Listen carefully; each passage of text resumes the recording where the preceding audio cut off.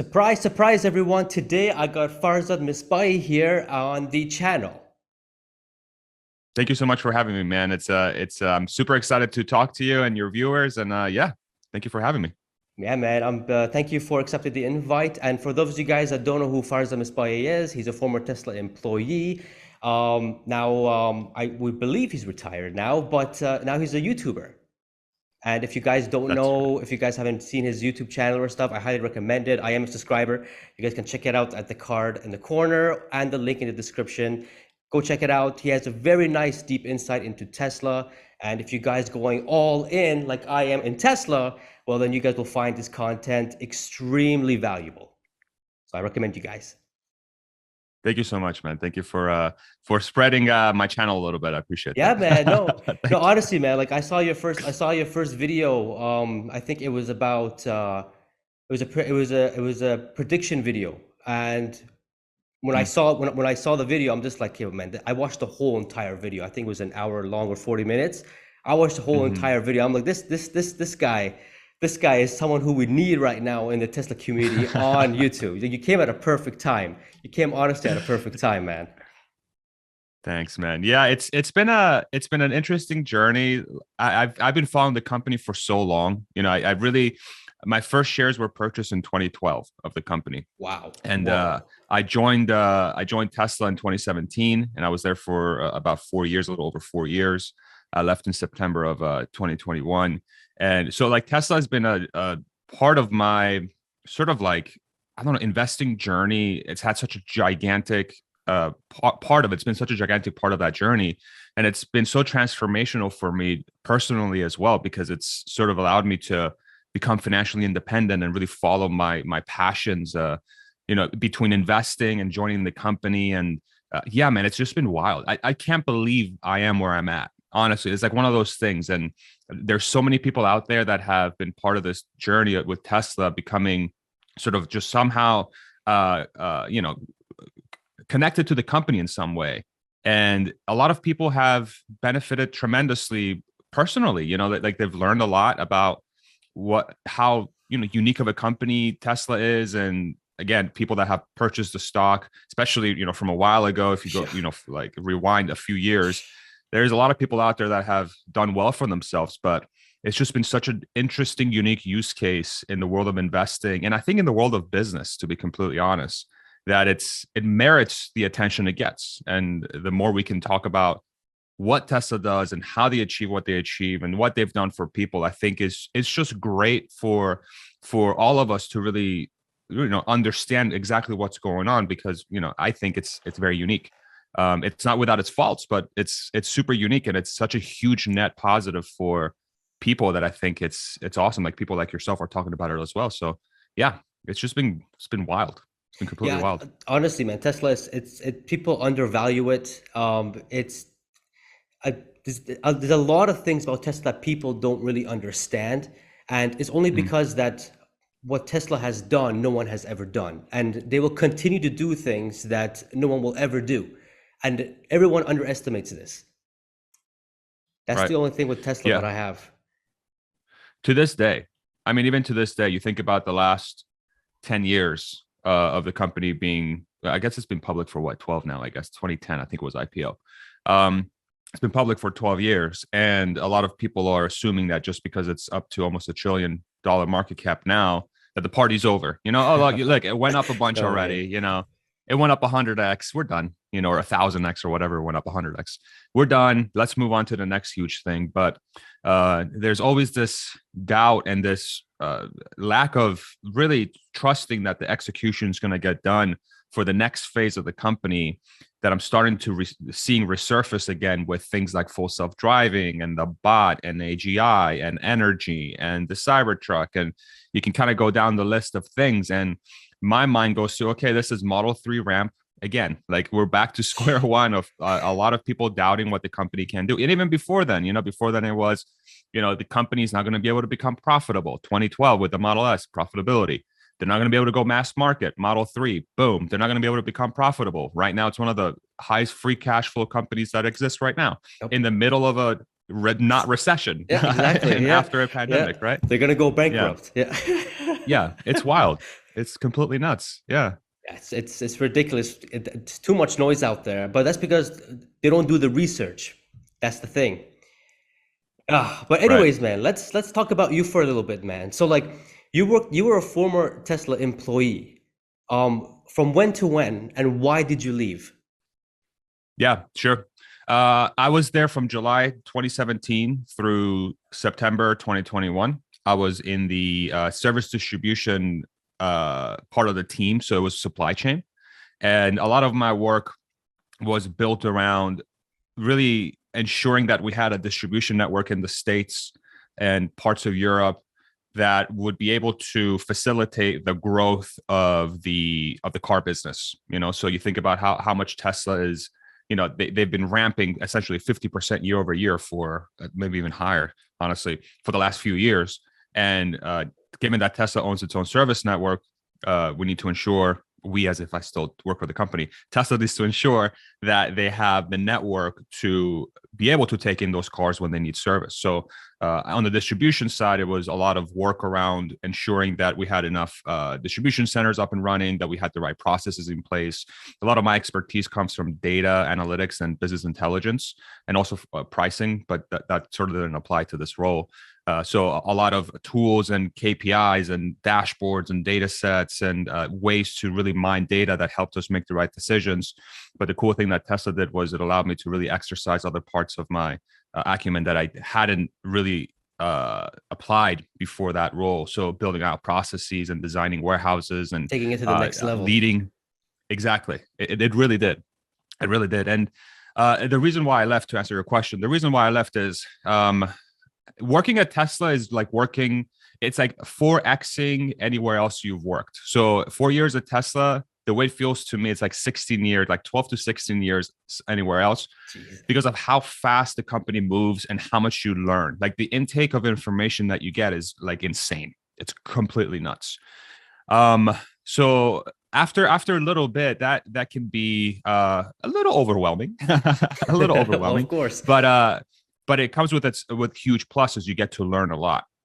But very quickly. For me, it really, yeah, exactly. But for me, it really came down to just Tesla, and having followed that journey and sort of the things my wife and I did to position ourselves financially. We reached a point where we came, pretty financially independent, to the point where we could, I could step away and try to follow my own path for, whatever X number of years, given that we have that safety cushion now that's going to last us for a long time.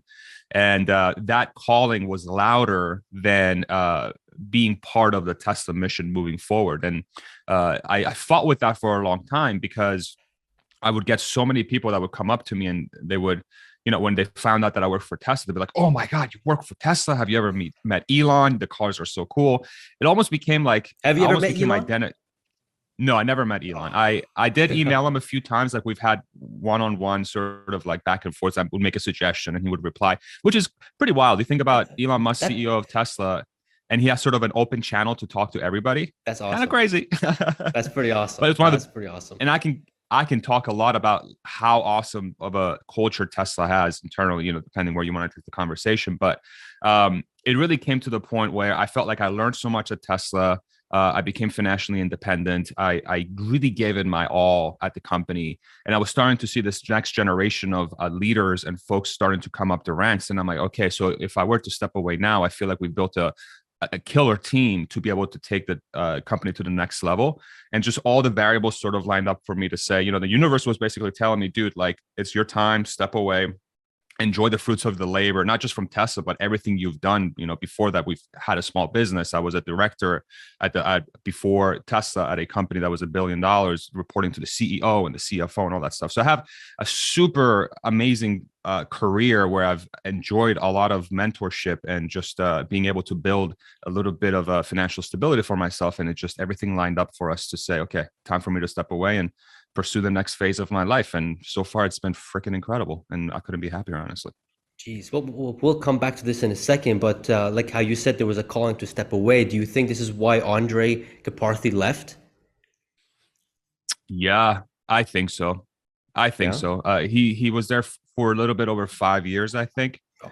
And I think when when Elon was asked about this on the quarterly earnings call in Q2, I think he said something along the lines of Karpathy wanting to get back into sort of teaching or something. I forget what it was, but I think there was something that was calling Andrej to say, hey, like, you've done your work here, move on to the next Nice. chapter of your life, and I've been getting a lot of questions about his leaving because people have been concerned. They're like, oh my God, Andrej is such a huge talent. Like, he left Tesla. Tesla's in trouble. Mm. Like, no, not really. Because so the way I think about it is if somebody leaves and it's not a big deal, then they didn't hire the right person in the first place. Right. So somebody leaving the company means that they were killer. So for 5 years, that dude was killing it. Right. And then he moved on to the next thing. Tesla's in a very fortunate position that they're able to basically hire the best talent in the world. So that, like, Andrej 2.0 is in the wings already. That person's probably already in there making Mm. crazy stuff happen. Yep. And so I think with Andrej leaving, I view it as a very positive for him, and I'm super happy for him. And ultimately, that's where I come from. Is like, I'm super happy for Andrej. I've never met him, but what I heard internally was that he was one of the nicest guys you could ever meet. So I'm super happy for him. And I'm also very excited to see the next generation of people come up through the company and take over that role and really take Tesla to the next level. It's like when JB Straubel left, if you really think about it, 2017, Yep. 2018, Yep. the one of the co-founders of Tesla, he left and people were like, oh my God, we're so concerned, Tesla's screwed. And then Tesla went into Model 3 ramp, perfect. Model Y ramp, perfect. Threw up 2 battery factories, put Drew Baglino in a leadership role. Tesla went to the next phase of their growth. These are healthy things for businesses, and Yep. yeah, I think all in all, it's going to be a win-win. Yeah, I don't like a lot of people were going like, "Oh my God, Andrej left. Oh my God, the AI team is not gonna, exceed." And I'm just sitting there reading all the comments and reading all the commotion. I'm just like I had a personal situation with this, but we'll get to that in a second. But these 4 years you worked at Tesla, man, like, did you enjoy it? Were you like always at your like um, at the edge of your uncomfortness to take things to the Mm. next level? Really good question. Really good question. Yes, I was Nice. definitely the one saying I've had for a really long time. I've had the fortune of leading multiple teams, and one of my biggest things I always told folks that wanted to really take the next step and really learn and figure out how to be more impactful, I was told them you have to learn how to feel comfortable feeling uncomfortable. You know, Yeah, like, you really have to do that to be able to really, really get to a point where you're telling yourself that you're learning something. If you're comfortable, that means you're not learning. that's It's true. flat out. That means you're just That's true. repeating something over and over again until it becomes mastering. If you're uncomfortable, it means that you're facing things that you never faced before, and your mind is like, oh my God, what the hell's going on? You're going to be exposed as somebody who doesn't know what they're doing. Imposter syndrome starts to sink in. There's a lot of psychological factors that start going on, right? But my advice was always to people, like, this is where you want to be if you want to learn and really build out a skill set and ensure that you're making bigger and bigger impacts, not just for yourself, but for the companies that you work on or the passions that you work on. And Tesla is so freaking good at putting you in that position every single minute of every single day.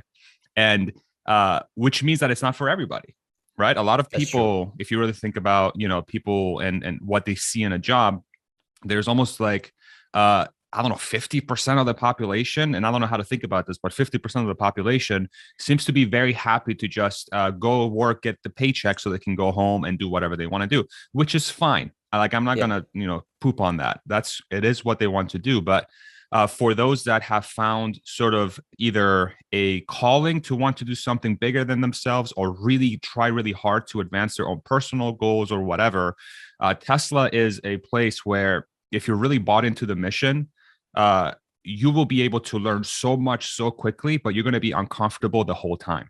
It's not for everybody. It's They, not for they everybody. want to take things to the next level, and they need people who are strong-willed and are willing to be in that uncomfortable position to make things Yes, happen. Yep. that's right. That's right. And sometimes what I found too, and I've been thinking about this a lot, is that I wonder, like, I wonder how much of that wanting to be uncomfortable is also Tesla or companies like Tesla making you want to do that because you're surrounded by so many other people that are doing it anyway, right? It's almost like unlocking human potential. People walk in, it's like, man, this is freaking hard. And then you're surrounded by all these super smart people that are working their asses off, and you have this super great mission that you're following. And then you're like, man, I never saw myself working 12, 14-hour days at my limit, but I really want to. I Yeah. really want to. And then once you start achieving really big goals and great things, then it kind of becomes a little addicting. And that's when you can't stop working, and that brings its own host of issues. So it's a fascinating culture that I think it's going to get studied quite a bit. I think there's going to be a lot of books written about it. I think it's going to become like a use case on how to build a super large company in the most efficient manner possible. I think there's going to be a lot to learn from Tesla from that perspective.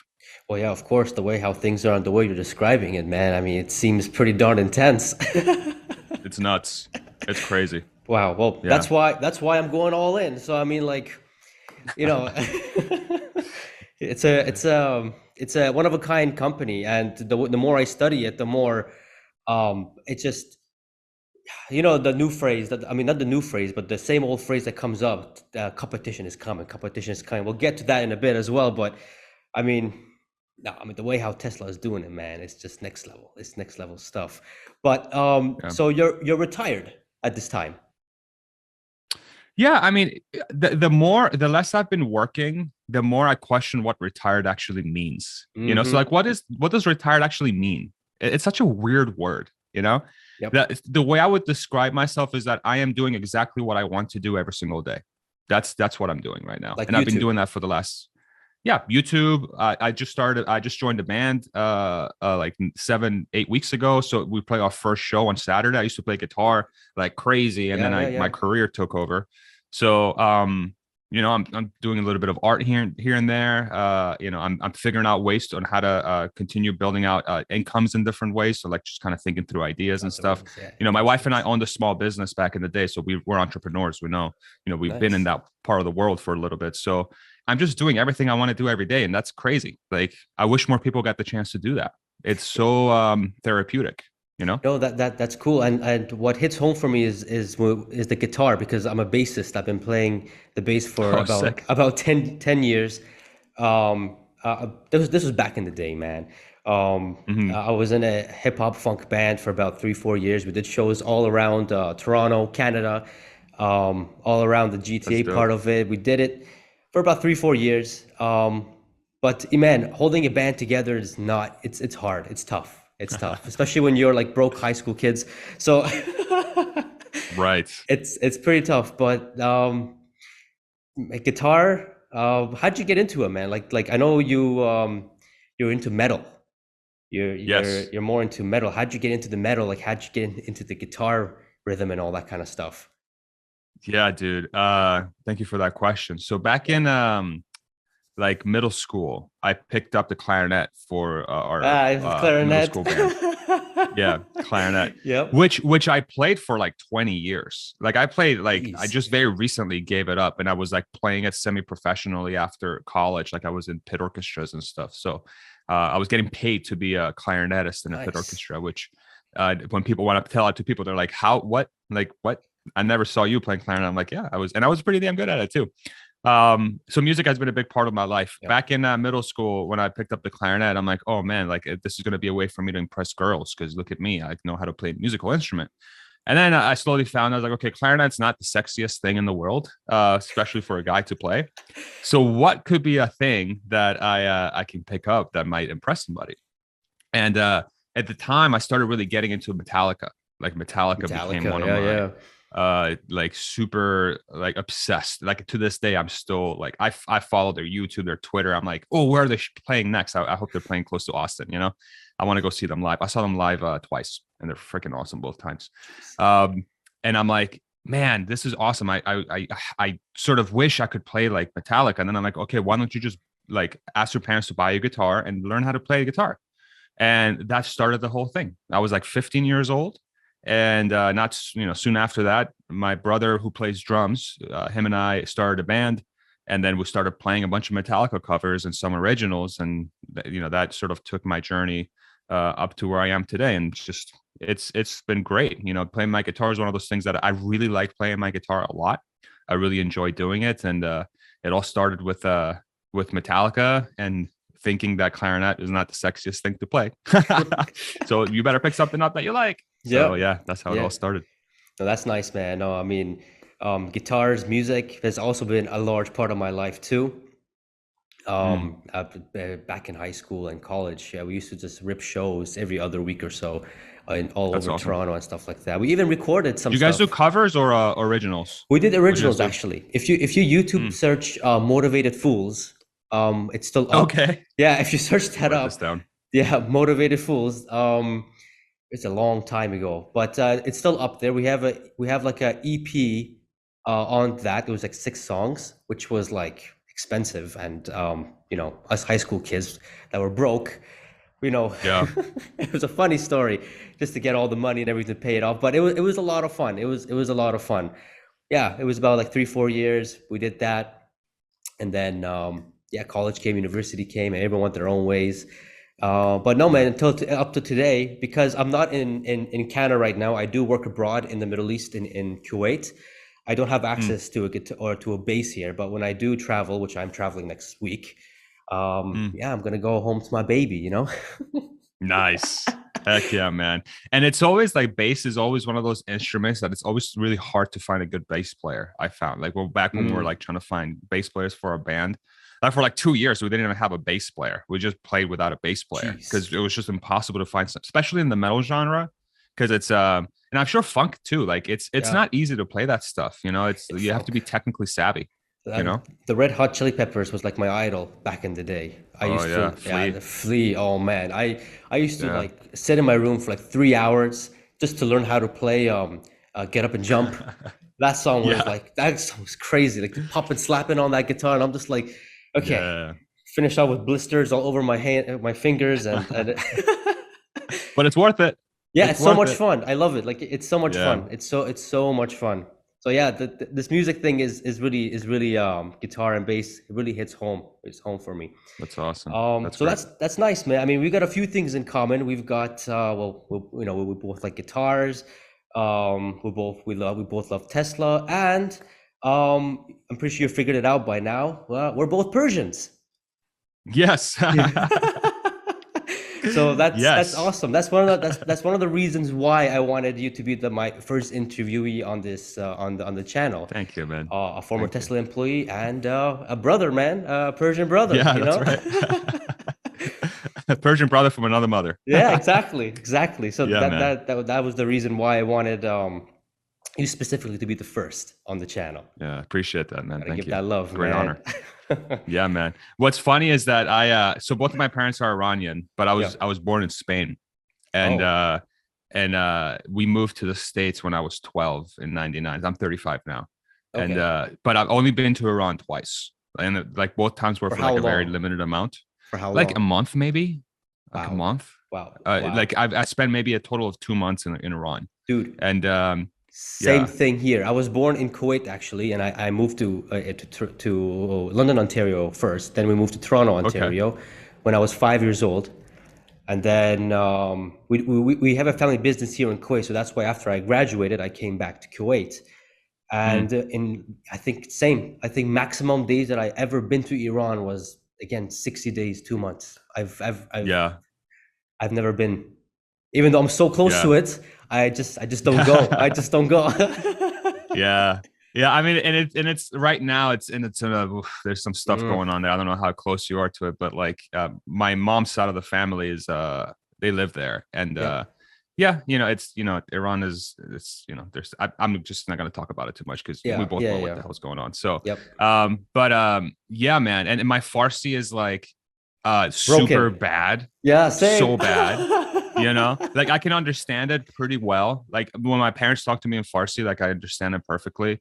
Whenever anybody talks to me in Farsi, I can pretty much understand them. But dude, my speaking is garbage. It's so bad, and I can't read or write it. So it's one of those things where I grew up with it. At one point in time, it was pretty decent, but it's just I haven't kept up with it. And it's You know, I'm sure my mom's not very happy about that. I got a broken Farsi too, and my dad gets pissed. I'm Yeah. like, Yeah. Yeah, my mom's always like, "Man, I should have taught you more Farsi when you were growing up." I'm like, "Listen, it's not your fault. It's fine. Who cares? Like, it is what it is. I can always sit down and learn it. You know what I'm saying? Like, yeah, if I really wanted to learn and it, the I'm thing sure is, I can sit we will pick it up very easily, very down. easily. We can Exactly. pick it up. We So have the foundation. yeah, Yeah. exactly, exactly. So yeah, man, that's that. So welcome to the That's YouTube so world, cool. man. Thank you. That's you started at the beginning of the year, actually, beginning of 2020. I remember you started with that video, that stock price Yeah, it prediction was video. November 21 is I think was my very first video. I think I did a video where I sort of like spent 50 minutes talking about my time at Tesla, like all the pros and cons and stuff that happened. That was in November. And then yeah, November of last year. Yeah. Wow. And then my prediction video was like soon after that. Like you're talking about the Tesla 10-year price prediction video. Yeah, Is that the one you're 2035. talking about? Yeah, 2035. 2035 or whatever, 15 years. Yeah, that was like in December, I think, of last year. But yeah, I mean Yeah. it's been a fresh journey. I think I've been doing it for what, 8 months now, 9 months, something like that. Yeah. And you're Yeah. doing really well, man. You're doing Thank extremely you, man. well. This is actually my Thank you. second YouTube channel. The first YouTube Okay. channel, it's about like fitness and meal plans and stuff because I love the fitness. I mean, Sure. the one thing that I have in my I guess you can say doctrine or whatever is that Mhm. health is wealth. You know, a healthy man can have 1,000 wishes, but a sick man or a sick guy only wants one wish. So Yeah. you know, keeping everything in check, nutrition, fitness, all that, keeping that all in check, working out, that's always been part of my life. So the first channel, it was called Nature Boy Fitness. That's where I first started my YouTube Mm. channel back in when I was 18. Now I'm 26. So Mm. that's grown, but I keep it very simple. Then I started this channel last year because the finance and investing was also part of my life too. As soon as I turned like Mm. 16 or 18, whenever the legal age limit was in Canada to go open up account to open up a Mm. TFSA account, or a Roth IRA would be in the US, I Mm. ran to the bank, opened it up, started investing. Unfortunately, didn't Nice. buy any Tesla stock because I didn't know any better. But although I It's did not too see. late. Don't worry. Oh yeah. Far from it, actually. Yeah. Yeah. Yeah. So yeah, no, the YouTube. I just love YouTube, man. I love making videos, and I'm sure you know how the feeling is. You do it the same too. But what I realize is that you do a lot more lives recently than Yeah. posting. I've never done a live on the years I've been doing YouTube. What's so cool about live, and like, you know what's all about live? Yeah, I appreciate that question. So I honestly I started doing live because I haven't done it yet. Like literally, and this is sort of like Oh, what Tesla taught me ah, is like yes. Tesla's like just try shit. Oh, sorry, excuse me. I'm not like No, telling don't shit worry about it, man. Don't person. worry about it. Yeah. Yeah. Okay. Sometimes I gotta watch, because No, it's I can't fine. have It's a potty fine. mouth. Yeah, man. Yeah, I just one of the things I learned from Tesla is just never be afraid to try stuff, like never be True. afraid to get in there and just do things that you like, just do it. Like, who cares? And that's one thing that I think if there's the last 4 years, the biggest lesson I learned was just, I think my fear of trying things the first time and not being afraid to fail has become one of my biggest skill sets, where I'm just open for whatever. And I don't care what happens. I'm just going to try it and I'm going to learn as I go. Right. So that I feel like is a little bit of a superpower, because that's like Yep. 95% of the reason why most people never do something is because they're afraid to even start it. So like that It's true. has gone out the window for me, which is, I'm very thankful that's the case. So what I really like about lives, and I'm still trying to like figure out how to actually divvy this up on a weekly basis, because I've kind of gone back to posting short videos again, and those Yep. are doing really, really well because Yep. people really appreciate getting condensed information, thrown to them as quickly as possible. But the thing about live is that for the people that really want to really dig deep into how thought processes are formed and how ideas sort of pop up through conversation, and allowing the community to take part of that discovery process, I really, really enjoy that. And it sort of harkens me back to my time at Tesla. And really, before even that, just being in a place where you're sort of problem solving and throwing out ideas and, brainstorming stuff. Live really allows your community to be part of that process as well. And the other thing that I've done with the lives as well that I started to leverage is that I when I'm doing a live, I put a link out there for certain lives where anybody who's in the comment section can jump on Yeah, the that's live cool. stream with That's me pretty cool. and then throw out a question or comment, and then we can just like brainstorm it live, and sort of open the gate for anybody to be able to do that. So I really enjoy that. The problem with that, and the feedback that I've been getting, is that it's just long. Like people don't have an hour and a half, sometimes 2 hours, sometimes 3 hours to sit down and go through that. And I appreciate that, and I know that. But the other thing too is like I also want to balance things that are valuable for the community and things that I enjoy doing. Because I think if I focus strictly on what the people want, it will lead to burnout, Yeah, and yeah, no, I it will does. lead to you know so I think lives is just part of me trying to explore things that I enjoy doing and ensuring that that's part of that sort of like approach of doing the channel. And to this day, I'm still trying to figure stuff out, and I'd love to hear sort of what advice you have for me on how to run a successful channel, because I'm still learning. I don't know what the hell I'm doing. I'm just trying stuff out, and if it works, I try to follow that path. And then if I stop having fun with it, I stop, and then I try something else. So, but I'd love to hear like your thoughts. Like what do you think? What do you think is the like maybe like one or two things that are super crucial about ensuring you have a successful YouTube channel? Like how do you approach that? Well, what I realized when I was doing a lot of YouTube stuff on my first channel and now on the second channel is that doing different things as what you're doing now will lead to a lot more success down the line. And I'll tell you why. Because you could do like the same thing over and over and over again. And as you said, it causes burnout. And this affects me. I mean, when I do Tesla videos, my videos do really well. But then I get really burnt out. I keep talking about that. I mean, I love Tesla. I'm all in it. I'm all in into Tesla. But Yeah. it's just that sometimes it's like, okay, what am I supposed to talk about next? And Mm, that's the part where it goes like, oh man, like I would really want to talk about this certain stock right now. I mean, this certain stock, I think, even though it may not get that many views, but then getting occupied by a different topic will then later on enhance a better video topic for the main one or Tesla, whatever it yeah. is. So I realized that. So and also you'll have a lot more fun. You won't be as burnt out. Another Mm. thing is taking a good amount of breaks off from YouTube because man, I know you interviewed, and I do watch his videos too, the solving the money problem. Yeah, SMR.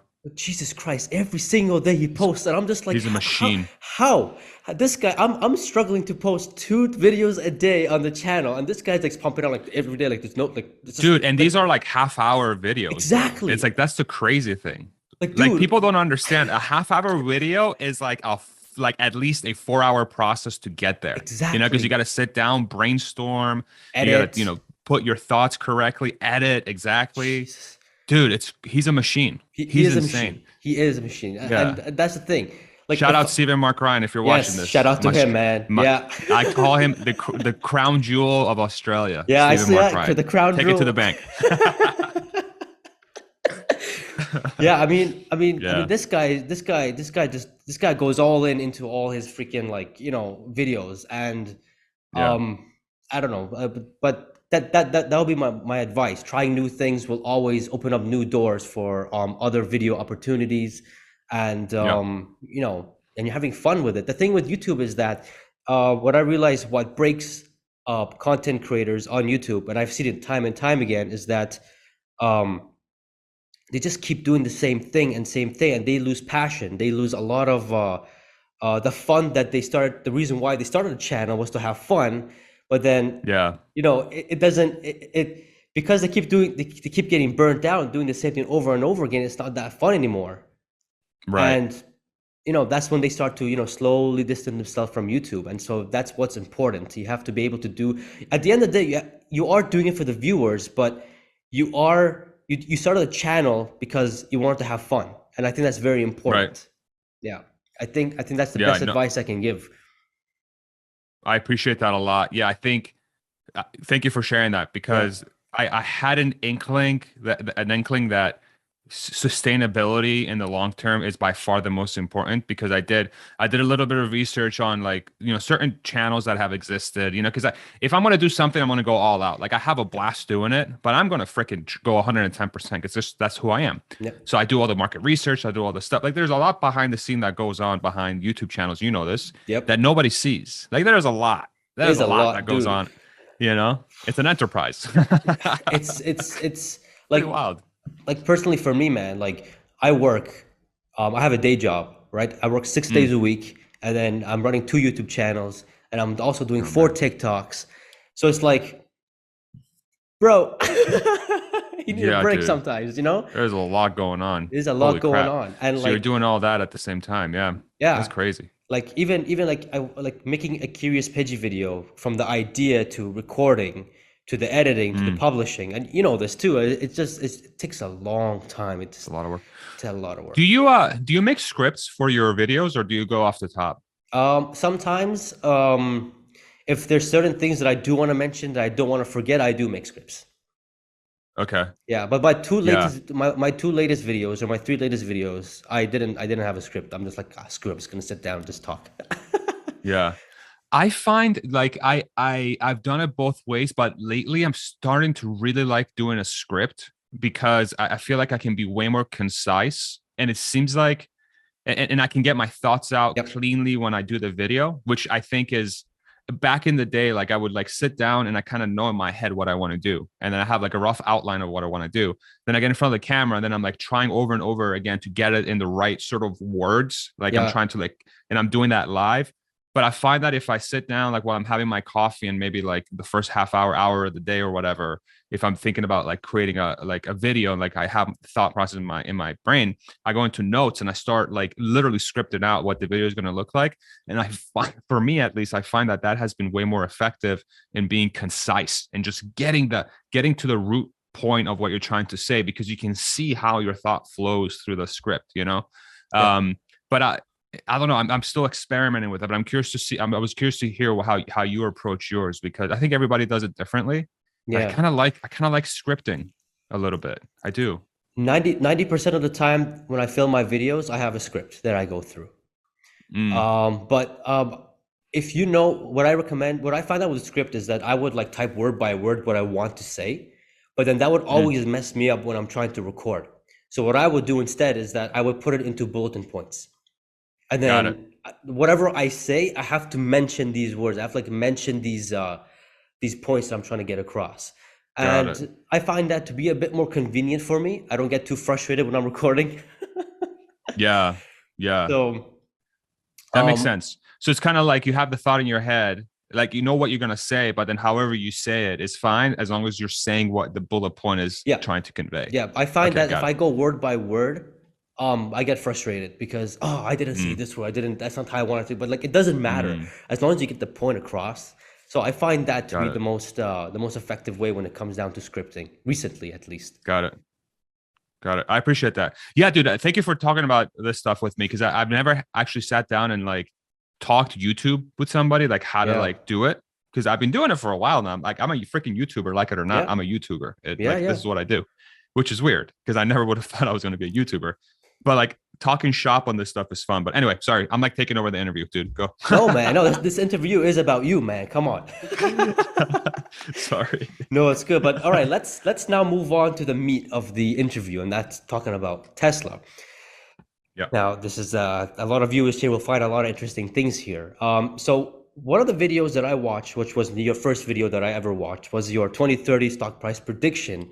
And on this channel, we talk a lot about stock price predictions for, well, Tesla, obviously, and for other companies. But when I watched that full video of that 2030 stock price prediction, you had a PE of 24 and a stock price north of 48,000. I sat there drinking my water, and when you said 40,000, I'm like, bro, what? I mean, 48,000. Yeah. That's like a 50. That's like close to a 50 trillion valuation by 2030, 2035. That's a 2035. Yeah. 50x. Dude, I like, know. do you believe, like, I mean, do you believe that? Do you really think that they could actually hit, like, be 50x from now? Yeah, so let me preface by saying none of this is investment advice. Don't Of follow what I course. say. You know, I could be Yes, guys. 100% No wrong. financial You know, advice, guys. We're just predicting. yeah, Yeah. yeah. It's just two Persians talking about Tesla. Okay. Exactly. Exactly. Yeah, there's no magic here. It's just talking. You know, like trying to figure something out. So having said that, I do think that's very possible. And so let me sort of say vary within the context of Tesla executing on the bot. And that's really well on the bot and full self-driving. So those are Okay. really the primary pillars of what drives Tesla to that point. Okay. And it's really just based around how the value unlock of software and leveraging AI to essentially become a labor replacer and and the value that comes from that. So if you think about a world where, and let me back up a little bit more. And then the question becomes then, okay, so Tesla bot and full self-driving, these are things that Elon's talking about. They're not going to happen. These are pipe dream things. Okay. And then my previous comment, go back to the Model S, go back to Tesla becoming profitable, go back to Tesla Model 3, go back to Gigafactory in Nevada. All these things that people said that Tesla wasn't going to be able to do, they have a track record of execution. And having worked there for 4 years, a little over four, I know how Tesla executes. Like literally every week we were doing something impossible. We achieved something impossible every week, or at least we thought was impossible, and then we figured out how to do it. So within that context, full self-driving and the bot are going to get done. So that's where it gets. That's where I start. Is that a lot of people wait and see to see Yeah. if they're going to be able to do this. I know I have very high confidence that they're going to get these things done, and that I think that's what gives me the potential advantage to capitalize on the gains of the stock because I feel like I have a framework that most people don't, which is that confidence in the execution, given that Elon is at the company and given that the culture of the company remains the way it has been, which I have confidence that it will. So that's kind of where all of this stems from. So when you think about full self-driving and the value that that can bring to the stock, you're essentially introducing software to a vehicle that's going to 5 to 10x the asset utilization of that car, right? So right now, what happens is people drive around, average in the U.S. 40 minutes a day, and the car sits parked for what, like 90% of the day, doesn't do anything. True. Full self-driving and a robotaxi network, essentially what that does is it unlocks the ability for these assets to generate income. So now you can, instead of a 40-minute drive with the car, it's, I don't know, 5, 6, 8 hours a day, maybe, who knows, 18 hours a day, right? Who's to say a car can't be driving around for 18 hours a day, picking up and, excuse me, dropping people off, you know, using full self-driving technology, meaning that you don't need a driver. So that's a gigantic value unlock for the company. And Tesla's going to take a piece of every single one of those transactions because it's their network. Cool. So that's one piece of the puzzle. And then you apply this to cars, trucks, anything that moves on land. It stands to reason that they're going to be able to drive themselves and Tesla's going to be able to profit from that. That's a gigantic profit generating machine. It's a gigantic cash flow generating machine, right? So, and that's going to add a ton of profit to the bottom line for Tesla. And then you layer on top of that Tesla's capability of be extremely profitable from a hardware perspective. Even today, if you look at them, they're shipping about 1 million cars a year. They shipped 1 million cars last year. Yep. They probably shipped 1.5 million this year. And they're already at like what, 35% margin on the best case scenario. They're going to be generating, I don't know, $20 billion in profit a year just on 1.5 million units, potentially more. This is craziness. So you extrapolate this out to 20 million cars sold by 2030, which is a goal that Tesla has. And again, if I go back to execution, Tesla executes. They might be late by a year or two, but they execute. So even if it's 2032, 20 million cars just on the hardware, that's probably going to be $400 billion in profit, you know, $300 billion in profit. These are insane numbers. You slap a 20 PE on that. That's a $6 trillion company alone just from the hardware. You layer on full self-driving, which we talked about, and then you layer on the bot, which to this day, again, it was still early innings, but this is the thing that's potentially going to transform what it means to work when you have this robot that's going to be able to do physical things that humans either don't want to do or are dangerous or are repetitive or boring, which is sort of what the Tesla mission says around the bot. Then you have the capability of essentially taking a cut from all physical labor as a company. And you think about how much physical labor exists out there in the world today, where companies are willing to pay, I don't know, $50,000 a year to somebody to, and plus healthcare and whatever to do a job. Now Tesla is going to be able to offer a robot whose cost of parts of hardware is probably no more than, say, $20,000, maybe even less. And then this thing never has to sleep. This thing never has to rest. The only thing it has to do is charge. It's not going to get in trouble with HR. You don't have to give it medical benefits. It's just there to do work. And it's probably going to go twice faster than the average worker or twice faster than the best performer.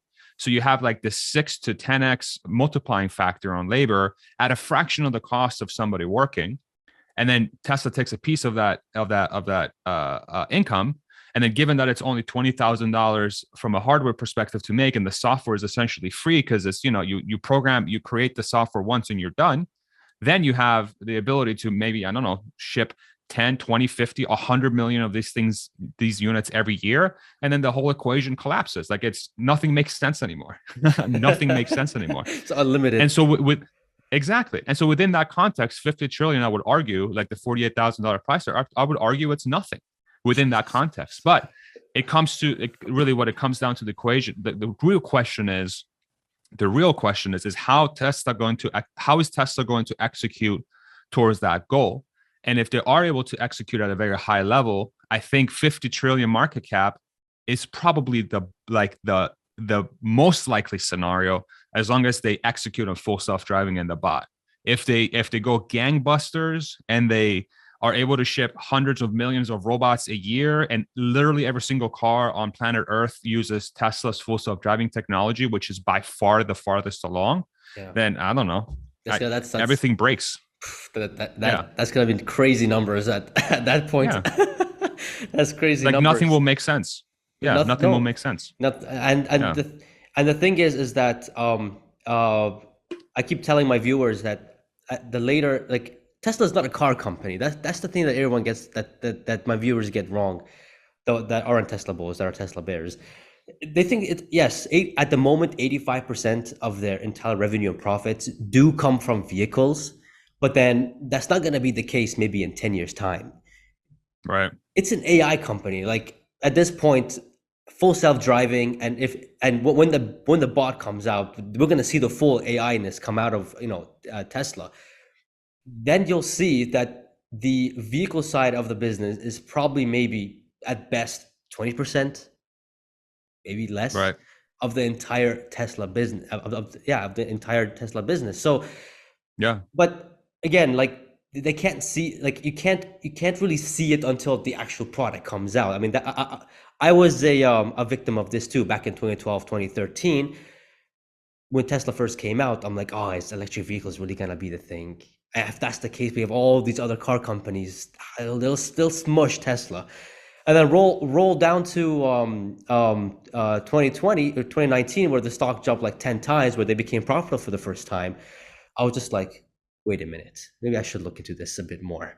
And then when I looked more into it, I'm just like, this is different. This is not a car company. They're doing something else here.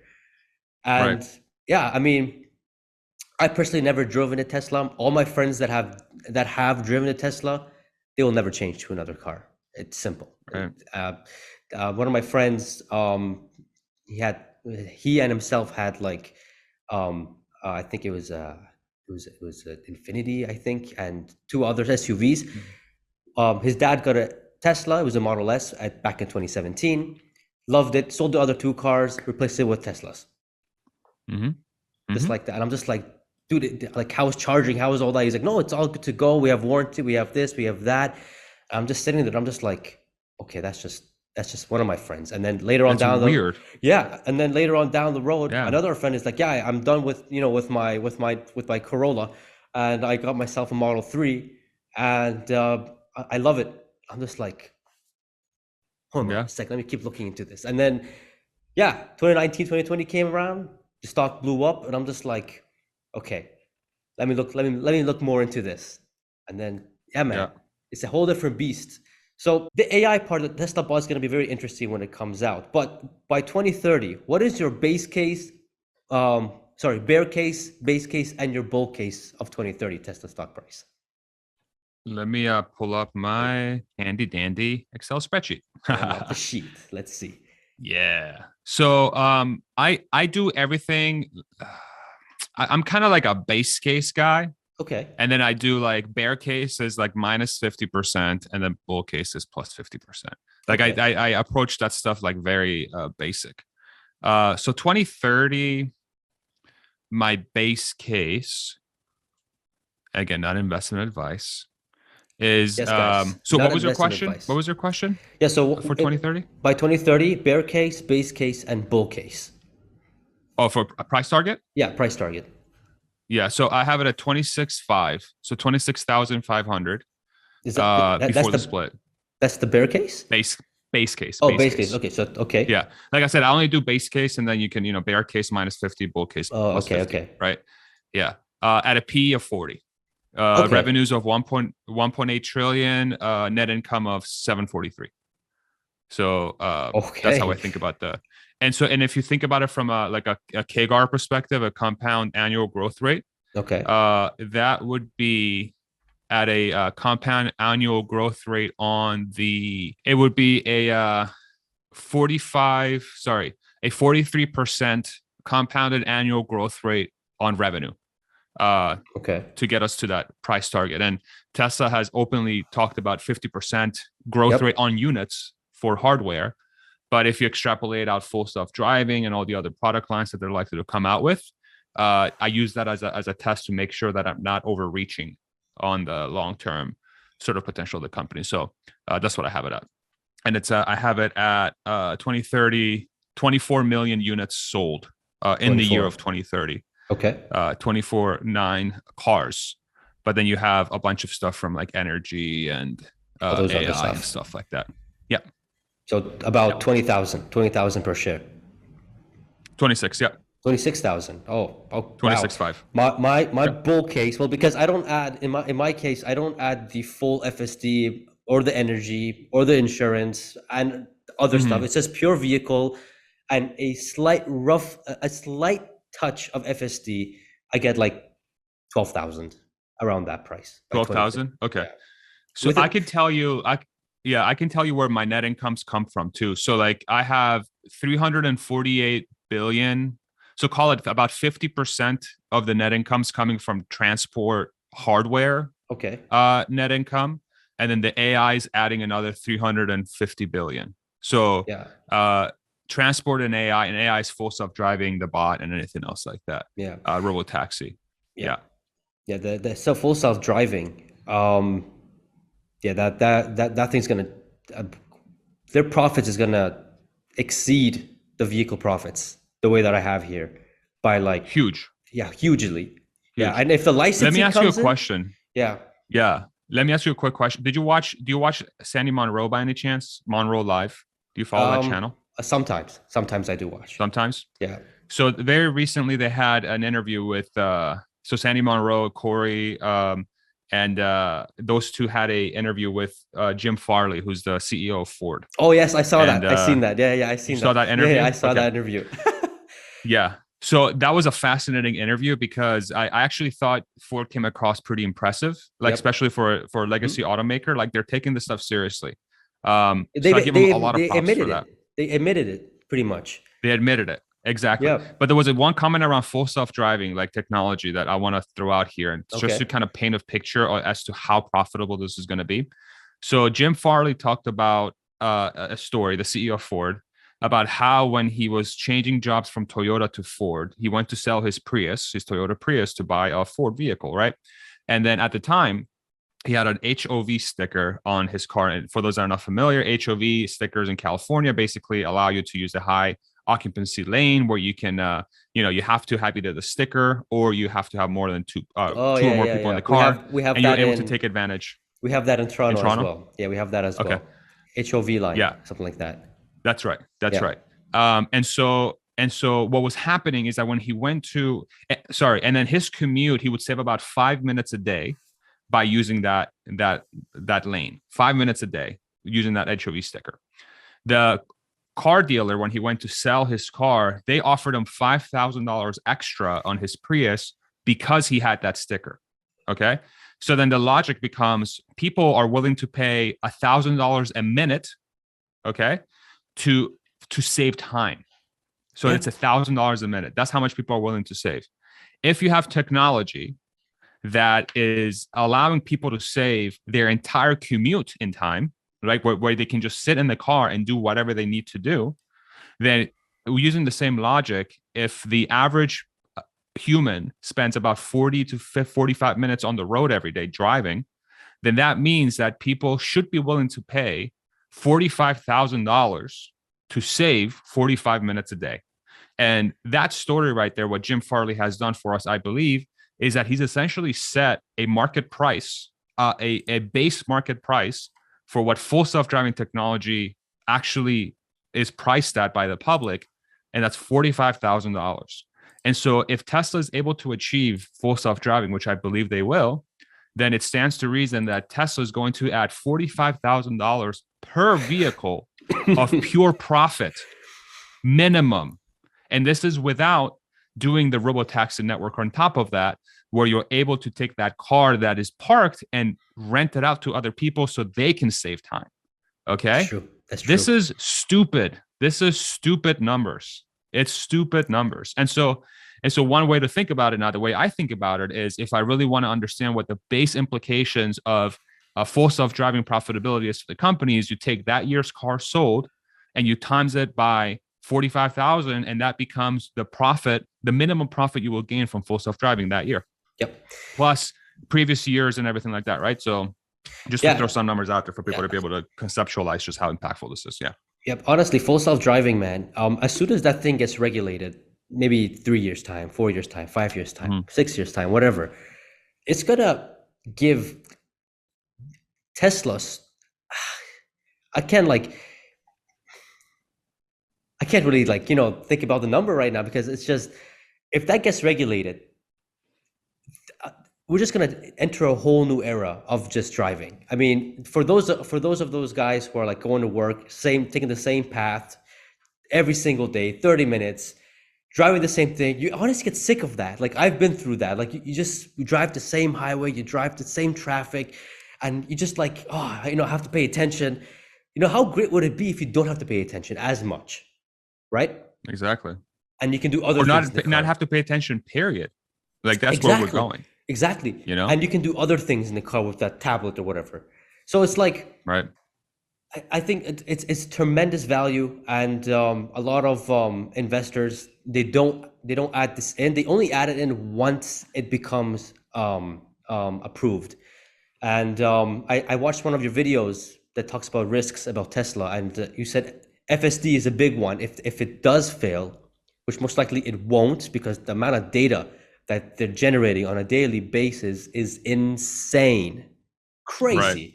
And the improvements that the FSD keeps going through, it's crazy. It's crazy. So yeah. But speaking about risks, I watched that video of yours that talks about Tesla risks, and FSD was one of them. Any chance, do you see it like maybe 5% chance, 1% chance, 0.5% chance of FSD actually failing? Like, it just, the government doesn't like Elon for some reason, and they don't like Tesla, they don't like the idea of it, and they just don't approve it. I don't know. It just doesn't work out. What do you think of this scenario? To me, full self-driving is guaranteed at some point in the future. So that's how I think about full self-driving. So I think about it, end goal. Like, I have time to wait. I think most people, the problem is most people don't have the time to wait. I have the time to wait. And so that's when I think about eventualities of technology, the way I think about it is like, okay, it's going to get, what is the likelihood that it does get done, that it's a thing that happens? And in my mind, full self-driving is way too valuable for it not to happen. So I'm convinced I have a 99.99% chance, a 99.99999% chance, we'll go 5 sigma, that this gets done. So 0.00001% chance it doesn't get done. When you're thinking about the time scale of like, okay, when is it going to get done? That's what we can talk about. So like next year, there is like maybe like let's think about this. I think so when you say, so let me make sure I understand the context fully. So you're saying full self-driving level 4 where people don't have to drive. Is that sort of the context you're using here? Yeah. Like Okay. fully So I think autopilot. next Like year, get in the car, GPS, go. okay. So I think next year there is a 50% chance of that happening Next by the end year. of next year. Yes. 50% chance of that happening. If you go to 2024, I think there's an 80% chance of that happening. Okay. 2025, I think there's a 95% chance of happening. 2026, there's a 99% chance of happening. Huh. And then you start adding the sigmas in there. Sigmas in there. Okay, that makes Yeah. sense. I can't believe that. I can't believe that part. Yeah. Yeah. That makes sense. Because it's going to get done. Listen, Tesla's Yeah. working on it. Elon's got the smartest group of people on planet Earth right now working on this. It's going to get done. Yeah, you could argue it is going to be late. It's been late like 17 times already. I got it. 100% agree with you. But then the investor will be able to capitalize by the delta between what it seems like a lot of people, most investors, like 99% of the investment community right now that is investing in Tesla, it appears that they do not believe this is going to happen. If you remove Elon and the hardcore Tesla people, right? Yeah. The remaining investors, they're not even thinking about full self-driving's potential from a profitability perspective, you know? So that's where you can make up the delta as an investor. If you believe it's going to happen, you're confident about it, then not investment advice, but buy the stock. Yep. And then see if that becomes true. And if it becomes true, then you've just made up that delta in belief. And that's how you make profit in the stock market, is when you invest in something when you think that you believe in that's going to happen, when most people don't think it's going to happen. And when it happens, boom, there's your profit. Yep. No, yeah. I totally agree with you there. I feel like I'm yelling. I'm sorry. No, you're not yelling at all. I get really passionate. No, you're not at all, man. Not at all. Not yelling at all. It's actually perfect. Volume is perfect, man. Okay, good. I have a compressor on my mic. Thank God. No, but yeah, I agree with the percentage that you just mentioned. 50% next year, and then 80% year after that. My prediction is that 2025, 2026, I think it's a done deal around those 2 years. I think Tesla is going to have enough data, and some of the stuff that it can do and that I've seen, just driving itself around city in New York. I mean, that's just crazy. The thing drives better than humans. Like, you know what I mean? Like, yeah. So slapping on another 3 years to that, you can just imagine what it can do. So like, that's exactly. why 2025, 2026, I think it's practically a done deal for FSD. But let me throw one thing out there too on top of that. Go ahead. So if you don't mind, full self-drive. So I've been a beta tester for a while now. I was while I was at the company, I had one of the early builds before it became public. So I've seen it go from useless to very useful. From 0 to now what it is. Like it was fucking useless, dude. Like the first generation of the software was really bad. Like really bad. It could make left turns, and that was about it. Yeah, exactly. So I've seen it evolve from this thing that it was incredibly ambitious to a thing that's legitimately de-stressing people on the road, right? We've gone from like people being afraid to use it to people using it all the time because they're like, yeah, this kind of makes my life easier because I can trust the car doing the right thing and I can just focus on my surroundings. What a huge boon to safety. Here's what's weird about this whole thing. And this, I think people, unless they have full self-driving, it's hard to understand. I'm not saying this is 100% of the time, but a huge majority of the time, say 95% of the time. Okay. Right now, the car does really well, really, really well. 4.9% of the time, it does something weird that is inhuman that you're like, whoa, that was weird, but it still was safe. And then 0.1% of the time you have to take over because the car is doing something that you're like, okay, I'm very uncomfortable with this. I got to take over. Okay. But here's the deal. Those 0.1% times, it's because there's another car around you that's doing something human. They're doing something stupid most of the time. So if every single car today, like my thesis is that if every single car today was on full self-driving with the build that we have right now, accidents would be cut by 99% with the build right now. Speaking You of know? that, I've there's a YouTube channel called Wham Bam Tesla. I think that's Yeah, the One YouTube. Bam Tesla Cam. Yeah, Yeah. and I love them. Uh, some of their I watched some of their videos. How Tesla saves accidents. Yeah. And it's incredible. And these are all on It's like great. FSD autopilot, and it's incredible. Like it could sense an accident before it actually happens. Yeah. Like Because it how has much eight would you? eyes. Yeah, like how much would you pay Yeah. for that? How much would you pay for something that would like tell you that okay, we're about to get into an accident. I'm about to save your life. How much would you? I mean, that's crazy. That's just crazy. Yeah. It's unbelievably valuable, you Yep. know? And it has the time factor and then it has the safety factor. And that's one thing that doesn't get talked about nearly enough.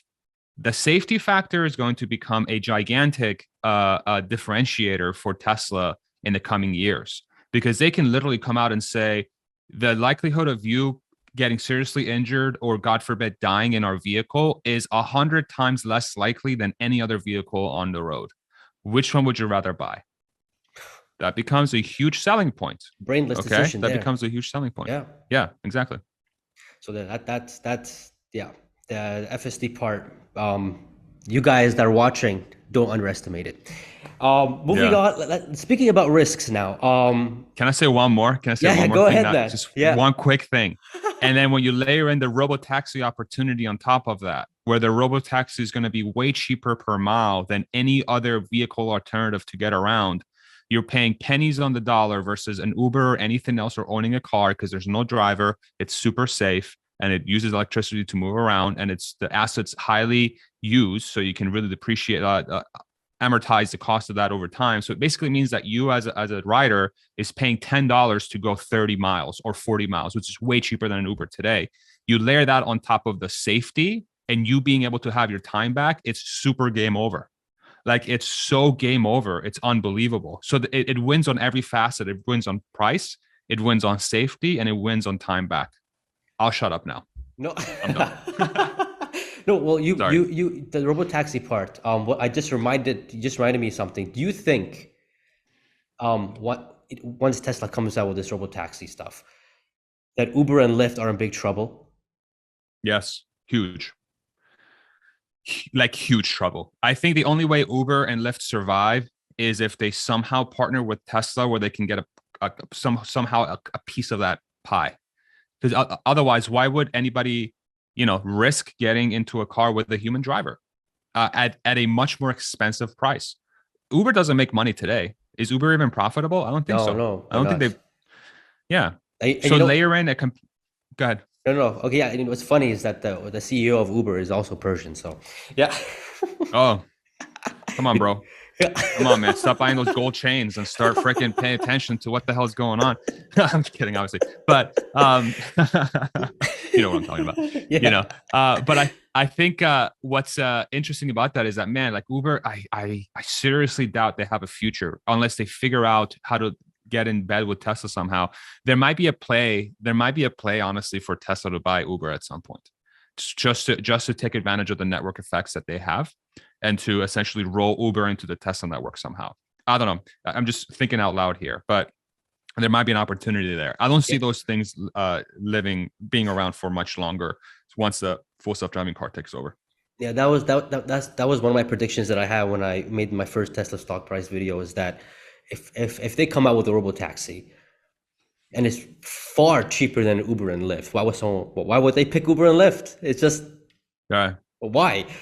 So yeah, I'm on board with that. I think they're in big trouble unless, as you said, Tesla buys Uber or Lyft and puts it under them. But then, if they have a robotaxi fleet, they would already have the networking. They would already have like the system and all that kind of stuff. So Right. I don't know. Guess gotta wait Yeah. and see. But It that's would interesting. almost be like charitable for Tesla to buy Uber and Lyft at that That's point what because I they can just mean. literally, That's like what you I said, mean. yeah, yeah. You make a That- great point. yeah. You make a great If point. that's the case, yeah, that's what I mean. But Yeah. going back to risks, you did mention that video that you made a while back about Tesla risks. Is how significant is God forbid knocking on wood, Elon's death, if unexpectedly Mm, something happens, knocking on wood, yeah. how big of a risk factor is this Yeah. at the That's moment? the question. No, that's a really good question. And again, Elon, if you're watching this, knock on wood, like we want you around until you're a million years old, bro. Like Yeah. go get some sun. Go get some sun. Tan up a little bit. Like take care of yourself, bro. We love you. Like really go out there and take care of yourself. Um, but I think that is a legitimate thing people should think about when they're investing in the company is Elon is such a gigantic part of the reason why we're here in the first place. Okay.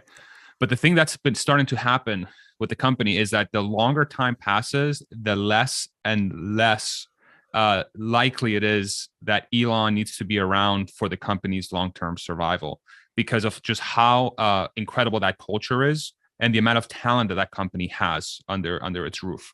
So the longer Tesla exists with Elon at the helm, the more likely it is that Elon stepping away will have zero impact, or stepping away, whatever could happen with him could have a negative impact on the company. So right now, if something's to say something happens to Elon where he can't be at Tesla anymore, I think it will have a significant impact today.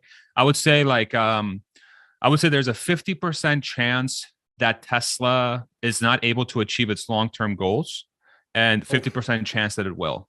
Yeah, it's. Wow. I think today it's pretty significant, but there's still a 50% chance that it can really achieve its what it needs. So it's even odds, and the only reason why I put even odds is because Elon is just he's just so great at pushing and ensuring that the culture of the company is really there. Like even like the latest layoffs that were announced a couple months Yeah. ago that people were freaking out about. And I'm like, no, this is healthy. Like this Yeah. shows that the culture is alive and well. Yep. Like you have to do this to ensure the culture is alive. So I saw that as a gigantic positive for the company. Yep. But Elon is a key person there. Like Elon coming out and saying, everybody get the hell back to work. No more reward work. Get back. That takes a certain type of leader to make that happen. And for Tesla, that has to happen. It's a manufacturing company. You need people there removing bottlenecks and ensuring everything works. Okay. So with him leaving, then my question becomes, who is the person that could potentially do what Elon's doing?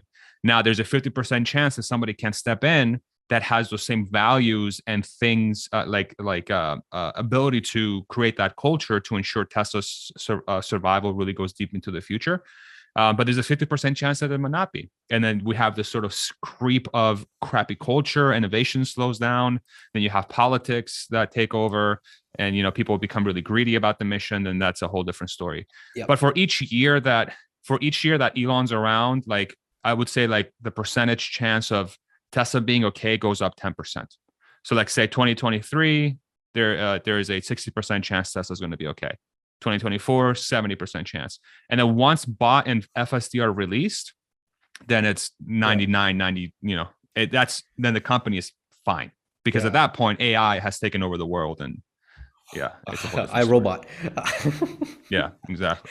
Well, Or a yeah. form of Yeah, no, I feel like Elon doesn't, I mean, for the vehicle side of it at least, doesn't really need to be involved at this point. I think Elon, I um, agree.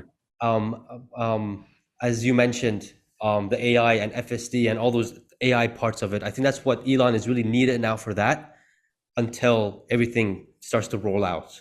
I feel Yes. that.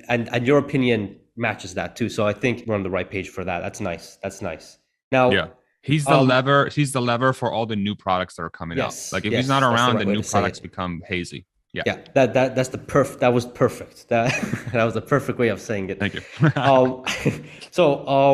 Again, if something happens to him, and then you're knocking on wood again, who would be his successor?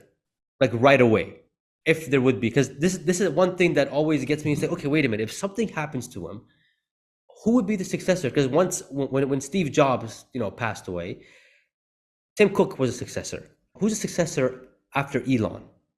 God forbid something I think it's happens. probably Drew. I think it's probably Drew. Drew? Drew Baglino. Yeah, he's like he heads a lot of the engineering for the company. I think it's probably going to be Drew. There's a chance it might be Zach Kirkhorn, who's the CFO. But I think if he becomes CEO, I'm not sure what kind of message that drives to the investing community, because we have an engineer as the head, and Tesla is really, it's an innovation company. Yeah, It's just a bunch of engineers making stuff. that's So true. having a CFO as the leader, I don't know. I know that's And gonna be a Zach little is weird. brilliant.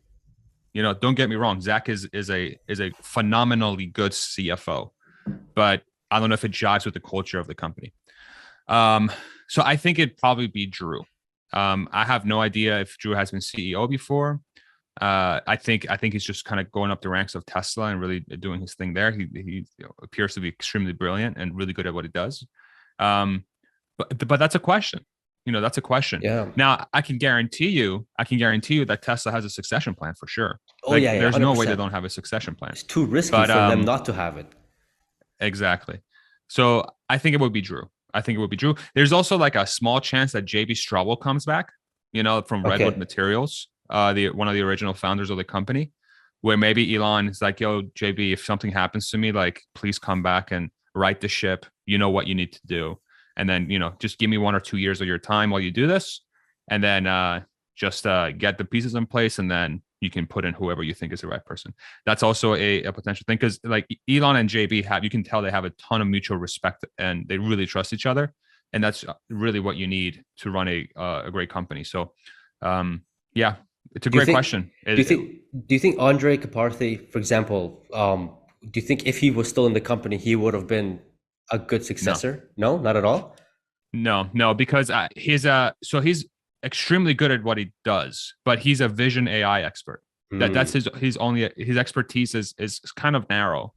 Uh, and and you can make the argument, yes, the next generation of the company is really going to be centered on AI and AGI and all that stuff. So I could see that angle, but I really do think there's still about 5 years of hardcore physical engineering that needs to happen for that reality to really come to fruition. That's true. So if you put that person in sort of charge of the company too early, then you might lose the momentum you had to even get to that endpoint where Andre would become, like, Andre might be the right candidate 5-10 years from now, you know. Okay. But in the meantime, I think an engineer type person would have to head the company. I could also be wrong. I don't know. Yeah, It's no, it's a yeah. tough question, It is a and tough it's just a question. reflection of how unique and skilled Elon is. Like, we haven't had a Yeah, person like him at this position for, I would argue, ever. So yeah. weird. Talk about a loss once That's what I if he mean. steps away too early. That's what I mean. And the thing, like, I don't want to. I mean, I think he has like a much bigger target on him, and you know what I mean. Take for example when Russia went into Ukraine and helping with the SpaceX, and you have all those guys there, and then you have like the even I don't know why the government doesn't really like Elon. I mean, It's the guy weird. that Well, well, I mean, yeah, he speaks I what he could give you a wants to. lot of reasons. Yeah, I mean, he speaks what he wants to say, but I mean, that's the core value of a democracy. That's you speak, you say whatever you want to say without going to jail or Yeah. getting what I But a mean. lot of people don't like that here in government. A lot of people pretend to like democracy, but they really just want power. And now you have somebody who truly is powerful, but is using that power for the good of the people. Then you start to see how the incentives are misaligned between government and the people. Like there's sort of like a thing happening now, and especially in the US, where like people are being reminded that ultimately people are the ones that have the power. And a lot of these folks that are coming out saying that they are really out there for the best interest of the people, they're not really out there for the best interest of the people. They're out there because they have a lot of things that they want to get done. Like it's the money in politics, it's the power. It's being exposed, and sort of following Elon is bringing a lot of this stuff to light. Yeah, Um, but yeah, I don't know. Yeah, I don't know if the target on his back is really as big as we think it is, I hope not. because it would be such. I mean, you think about, say, Russia for some reason tries to pull a fast one and tries to, God forbid, assassinate the guy because he's posing to be such a gigantic problem. The space thing. Yep. Like SpaceX is a gigantic problem for Russia's income from the space perspective. Then you got energy generation and storage with solar and batteries. That's a gigantic competitor to Russia's natural gas and oil, because they're really the biggest provider of natural gas and oil to Europe. And if they become self-sustaining, then through Tesla's technology, then Russia loses a ton of money, right? But here's the deal: if Russia tries to pull a fast one and kill Elon, the United States will rain hell on that country so fast. And nobody wants that. Nobody wants that.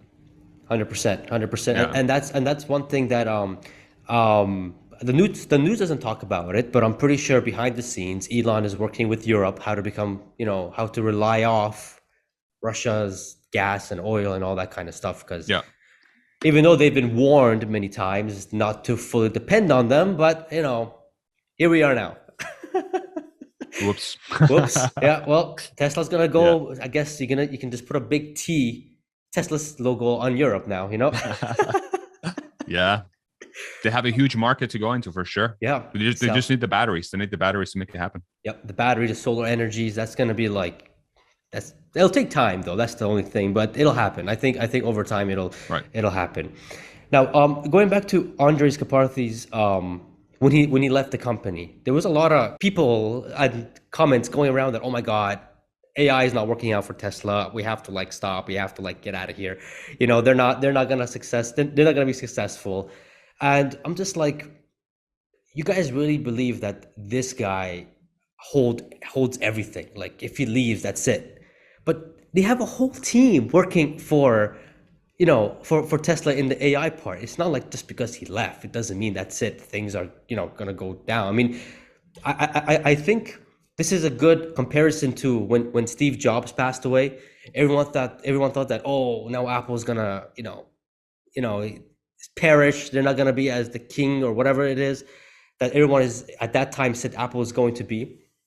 But then look at Apple now; it's the most valued company in the world. So it's like it's not based on a single person. That I get it. One person, he's a very important asset for the company, but he's not tied down. Like if he wants to leave, there's 120 other engineers in there, AI experts that will probably do better than him from his own leadership. And that's one thing I want viewers to understand. I'll tell you a personal story that I went through, and it's a very interesting story that kind of relates to Andrej Karpathy's leaving and how the mindset of people are working. So the business that we have here in Kuwait, I don't want to say the name of it because we have a high following on TikTok, and I don't show my face.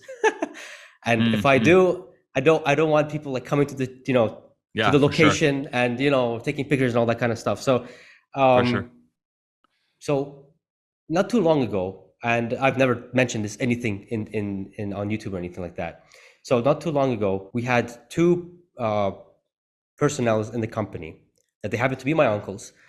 And these two guys, there was three founders of the company, and which one of them was my father, and then two of my other. I have six uncles, which one of them is in Iran, and the other five are here. So I have three founders: my father, my uncle who passed away a couple years ago due to COVID, and then the other uncle. These guys were the founders of the company. And then they brought in two, their brothers, because they're brothers, you got brothers, you want to come work here, help out the company.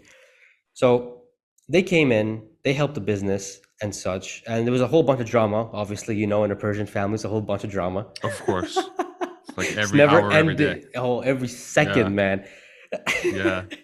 So crazy. 30 years passed, whatever. And recently, 5 years ago, these two brothers, they got to a point of the company where they said it themselves that one of them was like, I'm the vein of the company. And it's like, vein of the company? What does that even mean? We never had such thing. And then the other one comes and says, I'm the heart of the company. And then the next year after that, they wanted to split the company.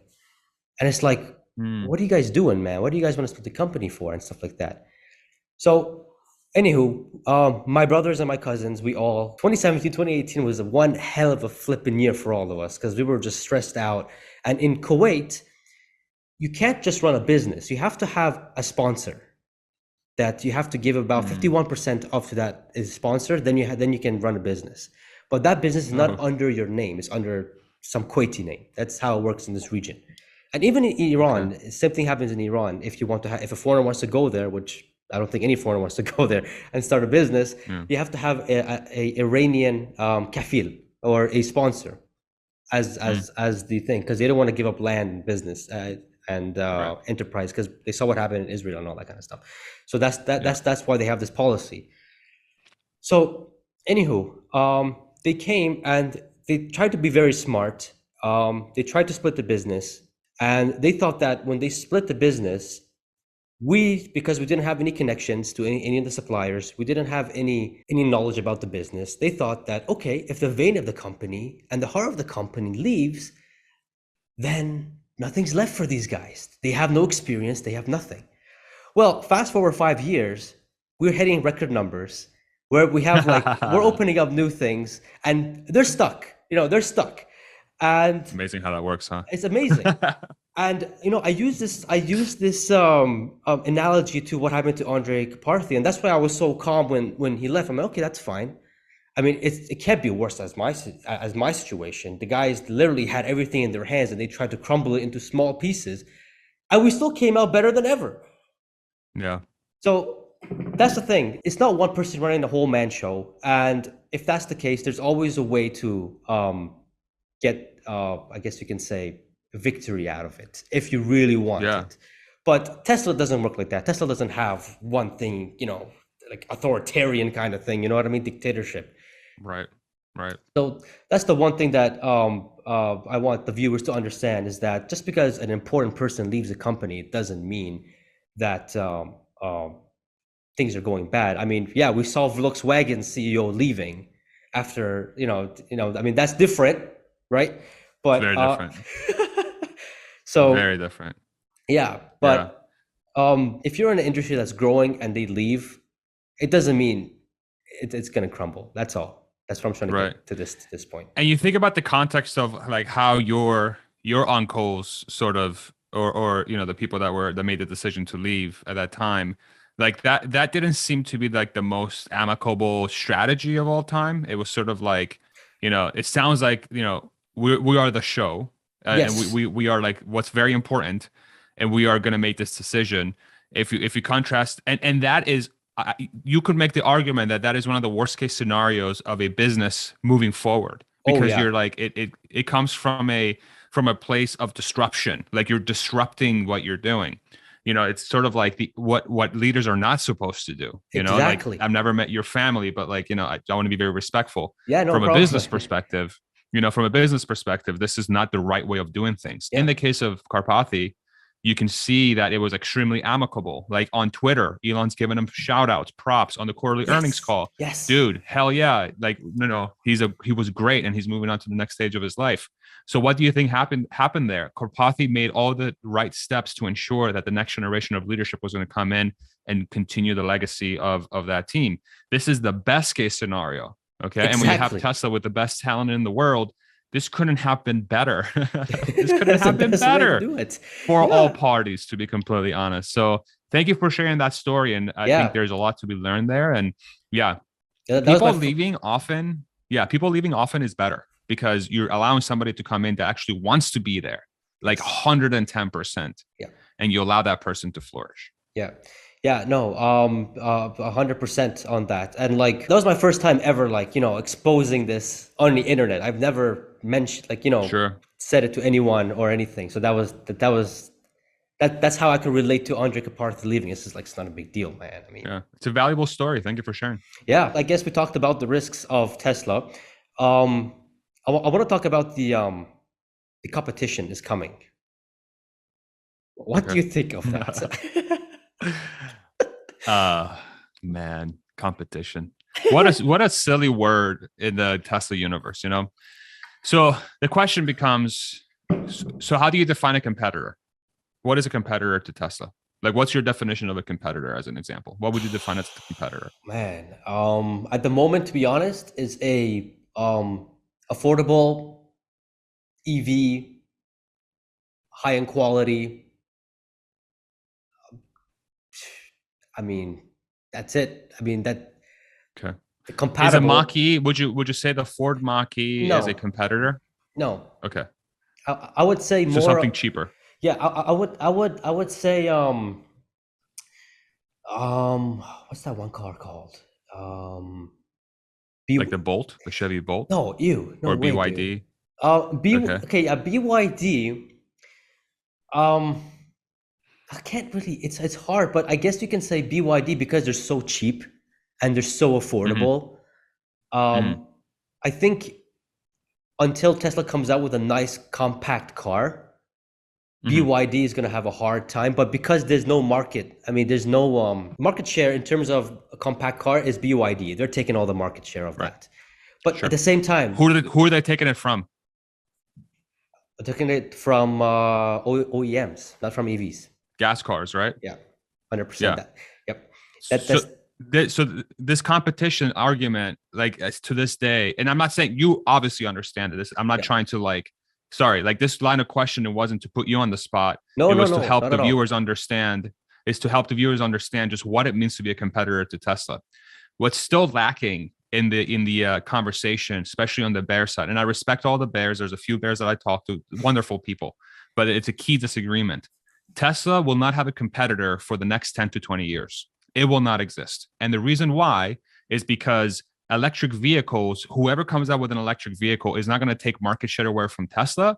They're going to take market share away from gas cars. Yep. That's I, the pie. Like, why are people not understanding this, y'all? Like, that's it's blowing my mind to this point. You that's what know, I've been telling my there's viewers a, too. I yeah, have a note there's a, here that says yeah, go 15% ahead. of the worldwide EV. Sorry, man, but I have to say it. No, you're good. No, Yeah, please, please. Yeah. 15% of the worldwide market for vehicles are EVs. 15%. Why would they want to fight for 15% when there's 85% untapped? Bingo. That's what I tell Bingo. my viewers. I'm like, listen, you can't compare EV to EV. That's Yeah. not how they're doing it. They're doing it EV versus OEMs, ICE, all those gas cars. That's the Exactly. story. That's what it is. Yes, as soon as 100% of all or a high percentage of all EVs, or all the vehicles are EVs, then you can talk about EVs versus EVs. But that's probably Exactly. going to take 10, 20, 30 years. Exactly. And by then we're gonna have a world where cars are gonna be driving themselves. So who the hell knows what that Exactly. market's gonna look like at that point? So there's Tesla competition argument is like all the bears out there. I respect you. I'm sure you're wonderful people. I would love to have a beer with all of you every single day so we can sit down and talk about this. Like Gordon. But you are not thinking about this, yeah, and record it. But you are not thinking about this correctly. This is when you bring in the argument of competition. What you really have to think about is okay, if a car maker decides to make an electric vehicle, the question becomes, are they a new entrant to the market or are they an existing entrant in the market? If they're an existing entrant in the market, like a Ford, GM, Volkswagen, all those legacy car makers, the question doesn't become how many EVs will they take away from Tesla. The question becomes how many gas cars are they going to steal from themselves in order to sell something less profitable? Bingo. Okay. Then it becomes a question of what is the likelihood that this mechanism is going to bankrupt the company because of the tens and hundreds of billions of dollars they've bet over time, or that they've invested over time in factories and technology that are going out of favor and whose asset value is going to drop to zero because nobody's going to want to buy gas cars. That becomes one of the first questions. And then the second question becomes, if it's a new entrant to the market, in this case, a BYD, a Lucid, a Rivian, a Xpeng, go down the list, the question becomes, is it not how many units they're going to steal from Tesla, is how much will they accelerate the likelihood of existing OEMs going out of business? Yep. That is how we should think about EVs. Forget Tesla. That is the EV equation. And I think if bears and folks that are worried about Tesla's competition, if they start thinking within this context, then the whole equation changes. And then it becomes a question of what is the true pie that we're going after, you know? And the limiting factor, I think, for these folks, shout out Jordan Gisigi, the limiting factor is that for some reason, I think people still don't believe that we're all going to go electric. Then that becomes the equation. It's like, okay, well, I don't think everyone's going to want to buy an EV. Like And then Toyota. my counter argument to that, yeah, and then or the public. And then my counter argument to that is, okay, great. Look at the last 5 years trend. Look at Ford coming out and saying like this is needed for our survival. Volkswagen and D saying this is needed for our survival. Yeah, we can talk about this like the semantics on like how quickly it's going to happen, but it's essentially guaranteed that at some point within the next 10 to 20 years, every single new car made will be electric by every single automaker. Yep. The question becomes how many of those are going to exist and what percentage of those were legacy automakers versus new entrants. And this question has nothing to do with Tesla. So we need to stop talking about competition when it comes to Tesla. But we just have to stop talking about competition. And the question becomes how many legacy automakers are going to survive and how many new entrants are going to come to market that are now going to become dominant forces in the auto industry. In my opinion, that is the correct way of looking at this whole EV transition. Yeah, I totally agree with that. And a lot of investors that don't see Tesla as a good potential hold or a good potential investment, they don't think about it this way. And I think if they do, I mean, it's a whole new thinking. It's a whole new opportunity. But dude, Tesla has a 1-year backlog and it's going to sell over 2 million cars next year. Yep, with easily. zero marketing. They haven't done anything to market their cars. That's what's bottled. That's what's like bottling my mind, man. They don't even advertise. They don't even flip and advertise. You know what I mean? It's like, I mean, the competitors advertise and you see a massive spike in Tesla's orders. Bro, what? Yeah. They'll be a top 10 automaker by unit volume in 2 years. They'll probably be top 5 in 4 years. By 2025, I'm predicting Tesla to be in the top 5 of automakers globally by unit volume. Okay. Like this is where we're going. This is where we're going. Yeah, it's already decided. It's with zero marketing. That's crazy. With zero marketing. Absolutely crazy. You know, my God. The thing is, come on, Bears. Come on, exactly. Y'all. Come on. Come over to my house. Let me give you a few beers. Let's have a discussion. Come on my channel. Come on Pejjy's channel. Let's talk about it. Like, let's really, hopefully we can align on this because it's oh man, sorry. It's just no, I think they will understand it, but it'll be too late. You know what I mean? It'll be too late. So I mean, I don't know. There's one of those like, you know, it has to happen for them to like buy it. And it comes again, like, what is the confidence factor of this happening? And you and I are on the same page that this is basically a done deal.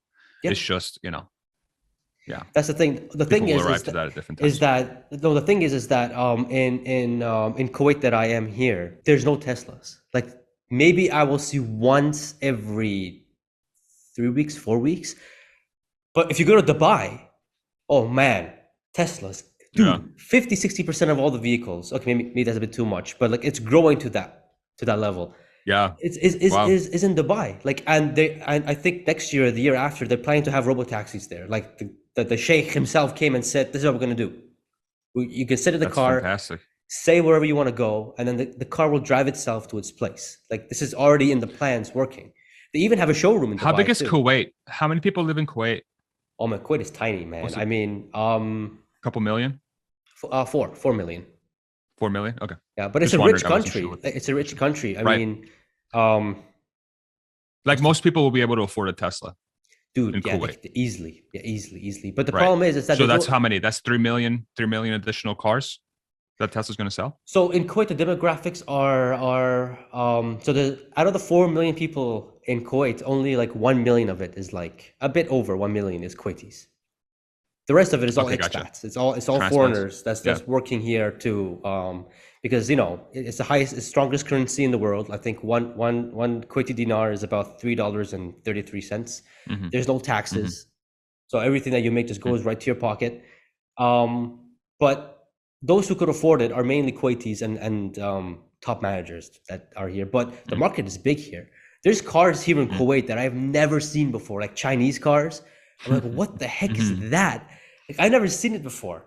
Like, and Tesla's not here because they're trying to get Tesla in Kuwait, and they really are. But Tesla, they don't want to license out Tesla vehicles in Kuwait because how Kuwait works is that there's agencies, and because they don't allow foreigners to come in the country to own 100% of the business, it's kind of like China, but somehow Tesla got access 100% in China. That they can own the land. I'm not too sure owning the land, but owning the whole business there. Yeah. But in Kuwait, they don't have such thing because they're just there's policy, and I think they're afraid of they don't want their lands to be taken. That's what they're afraid of. Yeah. So So that they'd have to make a concession of some sort for Tesla to come. Yeah. Or so what if all Teslas just get the figure? Anyway, we can talk about this some other time. But okay, got it. That's good to know. Yeah, but in Kuwait, there's very little Teslas, but the ecosystem of charging is not here either. So it's not worth it. It's not worth it for them yet to have an EV when you can only like charge it at home. But y'all get a lot of sun over there, right? Yeah, but there's no solar panels. But you could add them. That's you know, I mean that's what that's what I mean. The thing is, Kuwait is they don't like to do anything environmental. Exact opposite of Dubai. Kuwait is just zero when it comes to environmental. They just like you would see, because they sell oil and oil is the only thing they export, and that's what's running their whole entire economy. So I think that's why they're a bit afraid. They don't want to jeopardize it. Yes, I think that's what they're afraid of because Kuwait has nothing to export except for oil. That's it. Gotcha. Dubai, on the other hand, their GDP is mainly tourism and only 20%, maybe 30% oil, but the rest of it is all tourism. That's why in 2020 they got hit hard in 2020 when the epidemic came, and they started advertising like crazy in 2021. They removed all restrictions. Yeah, Dubai was like a place to go, and that's where everybody went. Party. Yeah. Everybody like everyone was doing lockdowns, and Dubai was like, okay, one lockdown for 1 month, and they said, okay, we can't keep like this. We'll go bankrupt. Open everything.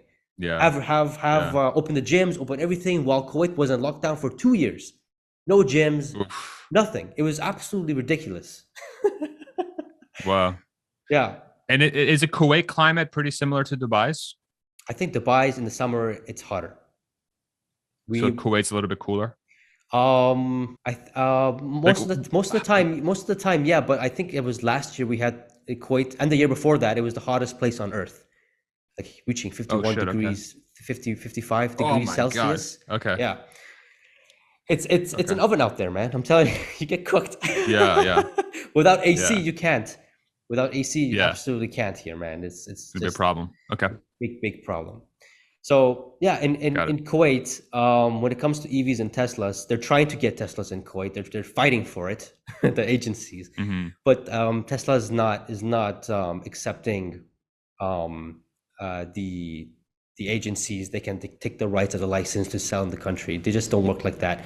So let's see what will happen. Gotcha. I do see Porsche Taycans here every now and then. And they came aggressive here in Kuwait. Actually, they came very aggressive with Porsche, like billboard advertisements, electric Porsche Taycans or whatever the heck they call it, and Teslas. They just because there's also a long wait time, you barely see Teslas in Kuwait as well. So I think hopefully in 5 to 6 years time, it's going to change. But man, I've been trying to find a Tesla here in Kuwait to do a video on, and it's not easy. I see a Tesla on the road. I tailgate it so I can ask the guy if I can do it, but the guy just zooms out of there. I'm like, forget it. Yeah. Happened twice. Okay. So that didn't. Hopefully you get your chance. I'm waiting for that. But let's see. Yeah. But okay, no, that was cool. The competition part, exactly. They should really look the way that how we just talked about it. I think opportunity, it just screams opportunity if they think about it that way. So Tesla in a recession. How do you think Tesla will perform in a recession? Because we are technically in a recession now. Yes, or not. I don't know. Joe Biden, I have no idea. Who knows what is real, what is not anymore? That's a very good question. And I think it's one that it's in my opinion, it's counterintuitive. Okay. I think Tesla will outperform in a recession. I think a recession will actually make Tesla perform better. It's almost like a catalyst. And the reason why is because in a recessionary environment, let's use the US as an example. Okay. The government is already an EV tax credit that's going to come out. That's in hopes that through 2032, there'll be a $7,500 EV tax credit plus already working on it that automakers will be able to use infinitely through 2032, regardless of how many units they sell. There is no cap. There's some income caps and there's some price caps for the cars that have to be under a certain price tag for you to be able to take advantage of it. But most electric vehicles out there, especially by unit volume, will be able to take advantage of this credit. So they're already working on that. In the event of a recession, where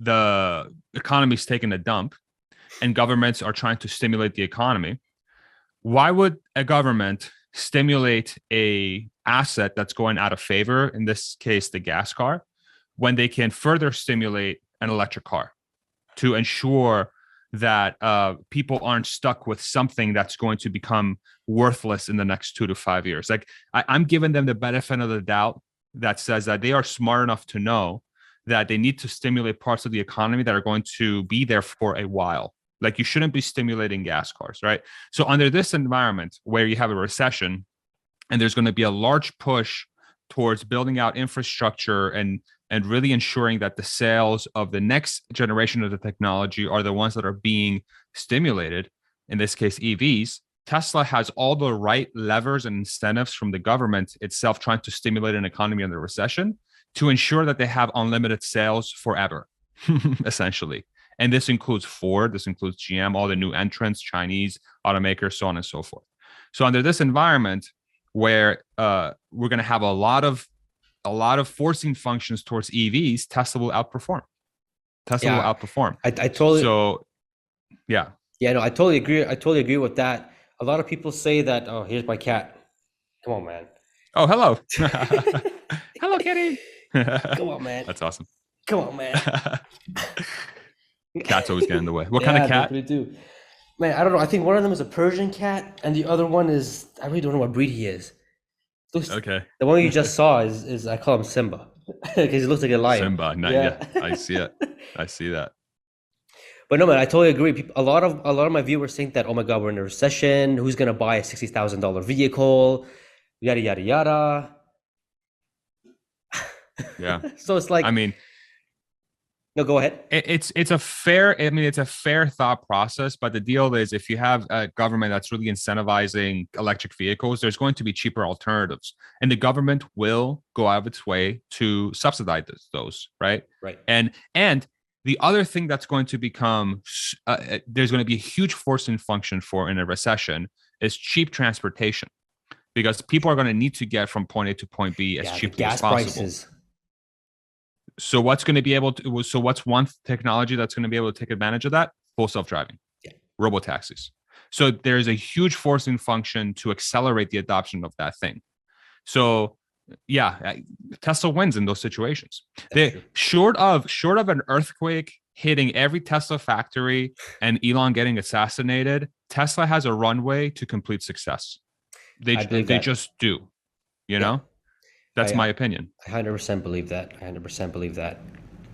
You see, guys, a former Tesla employee is saying that a recession won't do anything but make Tesla stronger. So, yeah. Now I am biased. So, well, we got the data, and the data points towards what you said. Yeah. So you can't lie about facts, right? Yeah. Okay, so quickly. Facts. Exactly. Yeah. So quickly, Gigafactories. I think there's an expectation that later this year we're going to get announcements of new Gigafactories. I want to know your opinion. How many and where? Yeah, good question. I think one in Indonesia is essentially locked. I do think there will be one in Indonesia for sure. Yeah, they have a lot of lithium there. It's a diversification of the APAC, Asia Pacific production. So Tesla and China have a really good relationship, but I think Tesla knows that at any point US and China the relationship can sour, and that could provide difficult for Tesla. So having a factory in the Asia Pacific region that is sort of taking advantage of the same economies that China offers from a labor perspective and logistics to that area allows Tesla to have a just something there to really leverage. So I think a Gigafactory in Indonesia makes sense. Mm-hmm. I think a Gigafactory, an additional Gigafactory in Europe makes sense. So maybe the UK, maybe, yeah, UK, France, Spain, just to cover that part of the world a little bit, just because of how heavy the European economies are going to go towards renewables, especially since this Russia-Ukraine thing started. I think it's going to become a huge forcing function. Yep. I think one in India could be in the cards because of how up and coming that economy is. And you think about 1.4 billion people, 1.3 billion people in that country. They're really stepping into sort of they're going to become a global superpower, I think, in the next 20, 40 years. Yeah, but then I think they rejected. I think India rejected Tesla to have there. I read that. I think they're just haggling. Yeah, I think there's just a lot of negotiation. I mean, it'd be stupid for them to say no, to be honest. I mean, that'd be just absolutely stupid to say. They get a ton of sun, they have a ton of people. They want to become a global superpower. So you have to build a relationship with Tesla at some point. Exactly. It would be silly not to, They have a lot of engineering talent. Like India cranks out a ton of engineers. Full of ITs, man. It would be like a ton of talent in the tech space, So it makes sense. But if I were to bet, I think the next Gigafactory announced is probably Indonesia. Okay. If I were to guess. And then there could also be another one in the US too. That's maybe not for another few years. But I think Indonesia, Europe, maybe the UK specifically, and India. I think those are the three next Gigafactories. Okay. Maybe another one in China. Who knows? Well, they are expanding China. Right. Okay, so you're saying three new Gigafactories. There might be more. Oh, wow. Yeah, I think 3 new Gigafactories will be announced in the next 12 months, 12 to 18 months. Okay. Some are saying and they almost have to. Yeah, if they want to reach 20 million by 2030, they kind of have to go ahead. They did say that. I mean, I've heard other viewers on YouTube. I can't remember the guy's name, but he said that potentially they could be laying out the entire 2030 from now to 2030 plan of how many gigafactories they can potentially do, 5, 6 or something like that. I don't know. Let's see. But I do agree with you. I think Indonesia is good. I do feel like Brazil is one place that they could potentially do in South America. I know there's a lot of buzz going on there with, Elon meeting the Brazilian president and then talks about having a factory there, which will be a actually smart choice. Brazil gets a lot of sun again, and they want to become a global superpower. So leveraging solar and batteries is another place for Tesla to take advantage of that. I don't know if it's Gigafactory necessarily. It might just be like the utility play that Elon's trying to get into. But go ahead. Sorry, I didn't mean to interrupt you. Yeah, no, that's fine. That's fine. Now, I always like to hear your thoughts, man. Do you think Iran, if it had a free market, would have been a phenomenal spot for Tesla? Hell yeah, of course. Of course. Yeah. Any place that has a young population that gets a lot of sun is a prime candidate for Tesla. Why wouldn't it be in Iran? Iran's 50 million people? I forget. 30, 40 million? 80 million people. 80, almost reaching 90, man. And it's skewed super young, right? It's a very young country. And everybody there's I'd like to think that most people there are especially the young population, are forward thinking. They like technology. They're innovators, they're business builders, they're entrepreneurs, they're problem solvers. This is all within the ethos of Tesla. The geopolitical complications and the complexities of that country is what's really the limiting factor for a country like Tesla to get in there. But if there existed a world where Iran was much more free market and they were, let's say they had a environment where Tesla could enter the market, it would be an absolute no-brainer for them to enter that market. Yeah. Because you think about really before the revolution, I mean, Iran was quite westernized, and a lot of those people, there's a Western culture in that country that to this day exists, I believe. And so, if there were some changes that happened in that country that allowed Tesla, even with the current government, I don't really care who the government is, honestly, when I think about this context. But if there was an environment for Tesla to truly be successful in that country, I think it would behoove them to do that. Because even from a logistical standpoint, Iran's kind of central in that sort of part of the world. Yep. So it becomes a good place to have a gigafactory or two. Yeah, I think so too. I think it just becomes a it's a prime location. It's honestly a prime location. Yeah, a lot of people live around that region. A lot of rich people that are willing to they love the Model S and X that I've seen in Kuwait. There's a lot of Model X and X's. The majority of the cars that I've seen, especially the Model X, they love the X here. Yeah, yeah, because it's showy. That guy's got the doors. And they love. And that's the thing with Kuwait. They love to show. They love to show off to each other. Of course, this is how it is in this country. Yeah, no, but a lot of the. I mean, it's like human nature, but like the Eastern countries, dude, like they love to bling. You know, it's all about the bling. You know, Chinese culture, Persian culture, Arabic culture. Yeah, it's just all the whole about region is like that. Status. Yeah, they love to show it off. True. Okay, now moving on to the last question, and I think this is like the thing that concerns me about Tesla. Is well, we saw what happened recently with the U.S. and China relations. I mean, the past few days, drama theater. That's what I mean, war theater. That's what I call it. But let's say something does happen, and God forbid again, these two countries go to war. We saw what happened with Russia and Ukraine, where all these major companies, they pulled out. They said, we're not working with Russia anymore. We're not interested. And a lot of companies, major companies like Apple and Google, they all pulled out.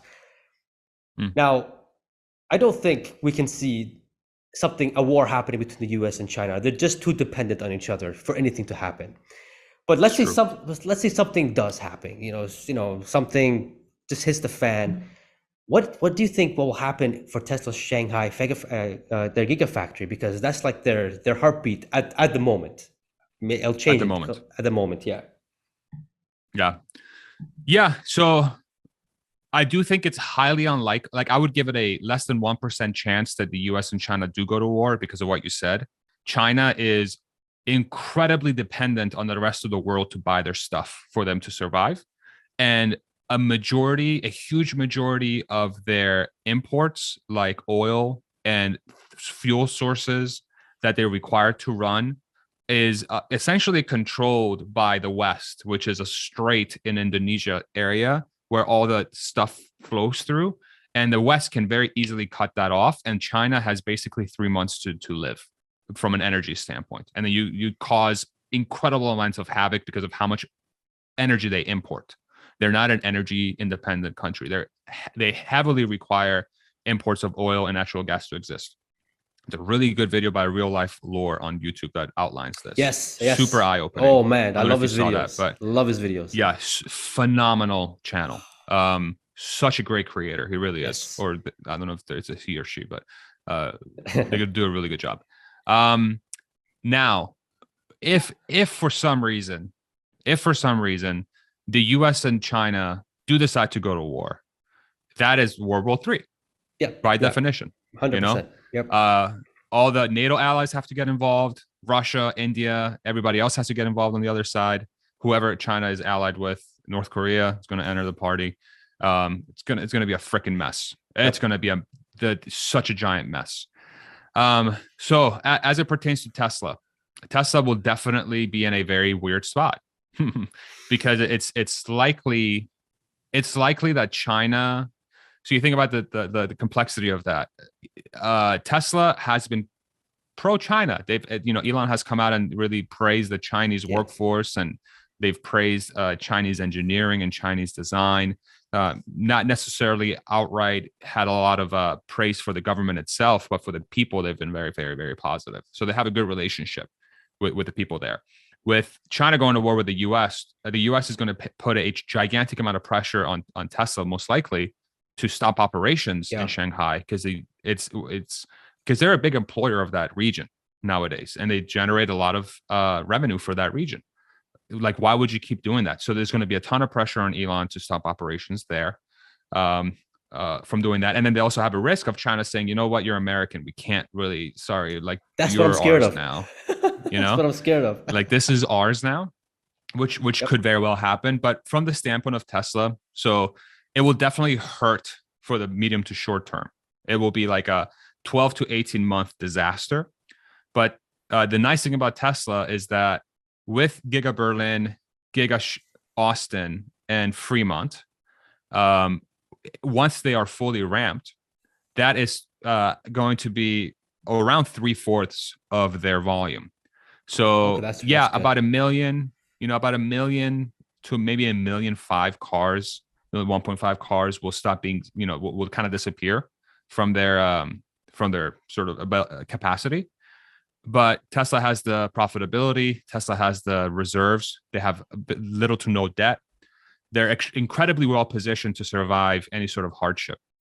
And I still think that's not well understood. Like Tesla is it's an incredibly financially stable company. And then you layer on top of that their ability to problem solve, their ability to innovate, their ability to move fast, a leader in charge that knows how to navigate extremely difficult situations, Model 3 ramp, COVID, so on and so forth, right? Starting up the company, getting it to profitability.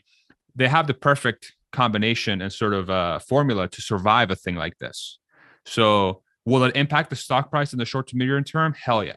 Yeah, it'll probably cut it in half, to be completely honest. It's going to be because everyone's stock is going to be cut in half. Yeah, in like that for the short case, term. if that case, and Yeah, if it's everyone's full blown war, I mean, it's just Tesla is mass. the Yeah. least of our it's the least of our worries. Really, huh? You really Honestly. think that?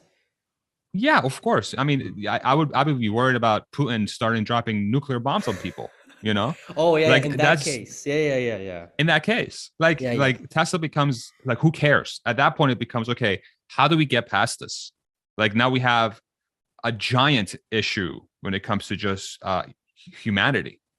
Like how do we get through this? But if you're thinking about the survival of a company, short term it will suck. But if people have a long enough time horizon, then I think Tesla will be more than fine. And there's a chance that Tesla and Elon might be part of the solution to get there, either through technology or I don't know, with Elon having his hands on a global, he's respected worldwide. Everybody loves Elon. They really do. Like in the US, Yeah. they paint him really weirdly in the mass media, but he's extremely well respected. And he's in a lot of different countries. So he might act as a way to kind of bring these people together somehow. I don't know. I have no freaking idea. But he's a problem solver, and his entire company is just equipped with problem solvers, and that's really what they're great at. So they'll survive it for sure. Yeah. No, I really hope this scenario never happens. Yeah. Because that's the only thing that, like, not keeps me up at night, but really, like, because I have a long view on Tesla, right? It's like, yeah, what if this happens? What if that happens? So no, that was a good answer. That was a really good answer. You hit the nail in the coffin, man. You hit it right in the head, man. Nice. Thanks. Thank you. Um, that's pretty much all the questions that I have. I only have a few questions from my subscribers that want to ask you. Sure. Okay. How's the employee stock options compensation? Oh, Yeah. got it. Okay.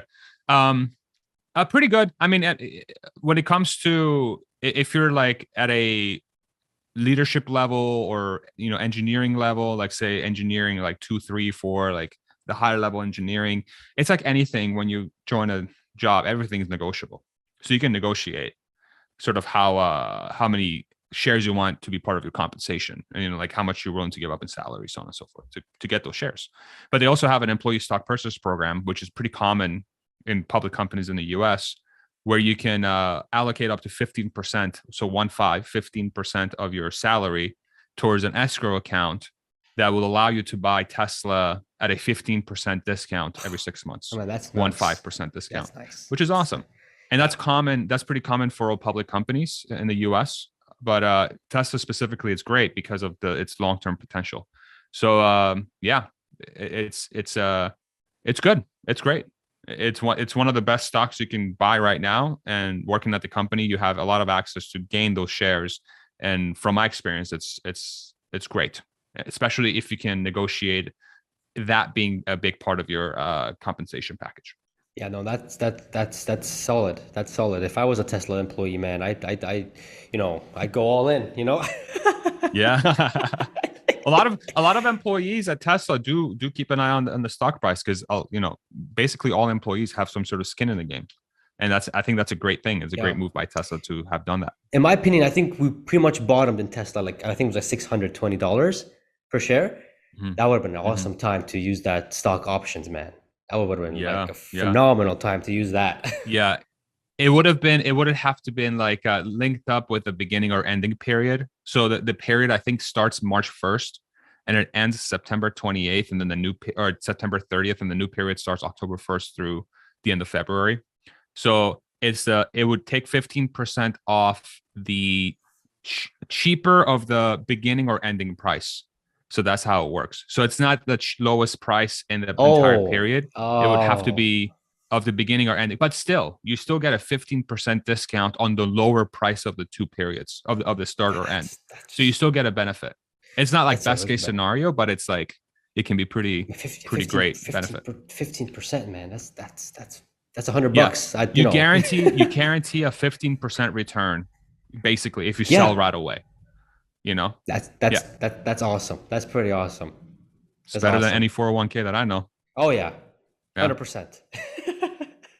Now, another Yeah. question that I have here from a viewer is that um, I think I he's very well known in he comments in yours video, he comments in your videos and he comments on mine. His name is Kairav Patel. I don't know if you Yeah, it's yeah. familiar. Yeah, for Yeah. sure. Yeah. So shout out to you, man. What's up, bro? I gave quite a bit of shout outs to him because, you know, he emails me some stuff. Like he emails me about how Tesla's doing, like almost on a weekly basis. So, Mm, shout out to him.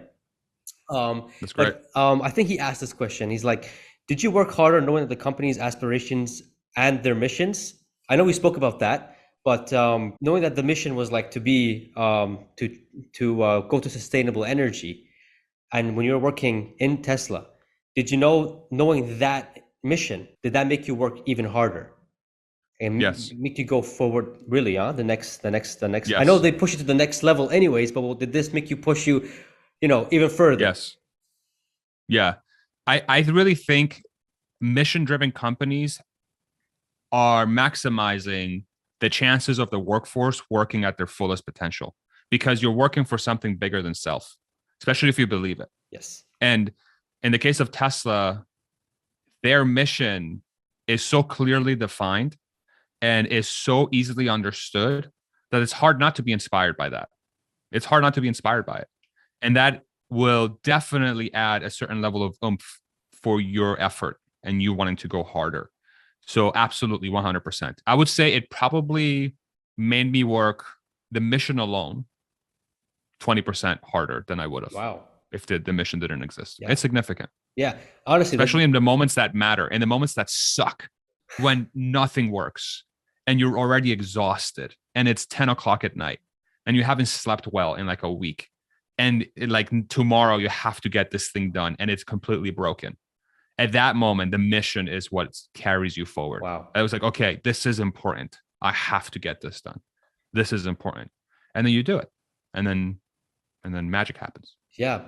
No, before going all in into Tesla stock, majority of my portfolio was 80% in renewable companies. And then once I Mm, saw what Tesla was doing with the vehicles and what their main mission was, I just had to go all in on Tesla, like it's right. pretty much what I was looking for to invest in. So the main Yeah. the main mission is honestly a very inspiring mission to to Yes. to put everything into sustainable energy. I mean, why wouldn't you want to do that? Oil is not going to stick around for a long time. Gas is not going to be around for a long time. The sun is, the Right. wind is, you know. Exactly. So I think that's a very beautiful mission. So nice. The last question that I have here is, I know you have a Tesla, Yes. but which model is it? I have a Model Y Performance. Model Y We bought it Performance. in 2020. Yeah. Is that your own, is Great that car. like, is that your first Tesla or is that your second, third, No, that's our third. So we third? had our first Tesla was a Model S 75D. Okay.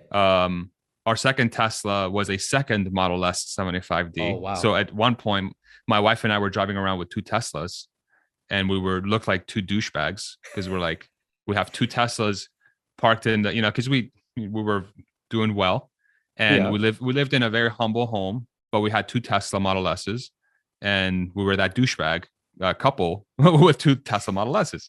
So we had that.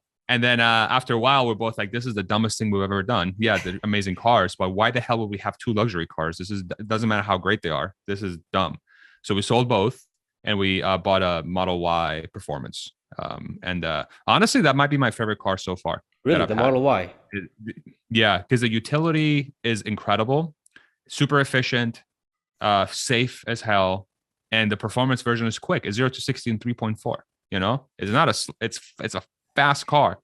So and what's great in Texas is we have a lot of straight roads and a lot of stoplights and places to like sort of drag race with people.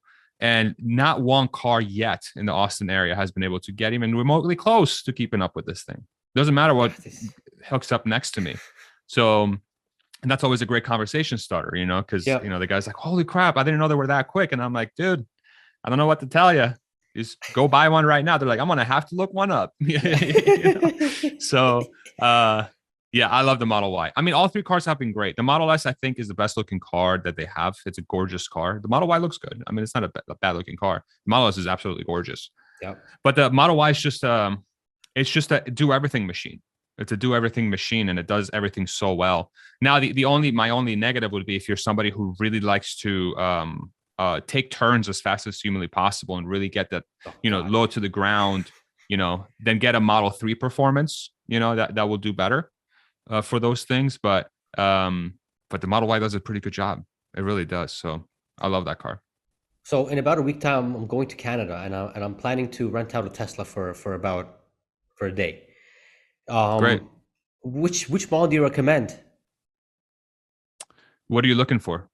Honestly, Like what do you look for in a car? I've never driven a Tesla before, so it's gonna be a reaction video. So for YouTube, so I'm thinking I'm like, I don't know. There's an X, there's a Y, there's a 3, there's an S. Can you get into a Plaid? Is a Plaid an option? The newest one, the 2022. Yeah, like the Plaid, like the one that goes to 0 to 60 in 1.9 seconds. Is that something you can do? If there is that what you recommend? Yeah, because you get the complete Tesla experience. You get maximum looks, maximum luxury, maximum speed, maximum fun. And that is like the Tesla Model S Plaid is like Tesla's that's what you want to get into if you really want to experience the maximum thing that the car offers. Just like it's also the most expensive, one of the most expensive ones anyway. Yeah. The Model S Plaid is, especially from a speed perspective, it's just stupid.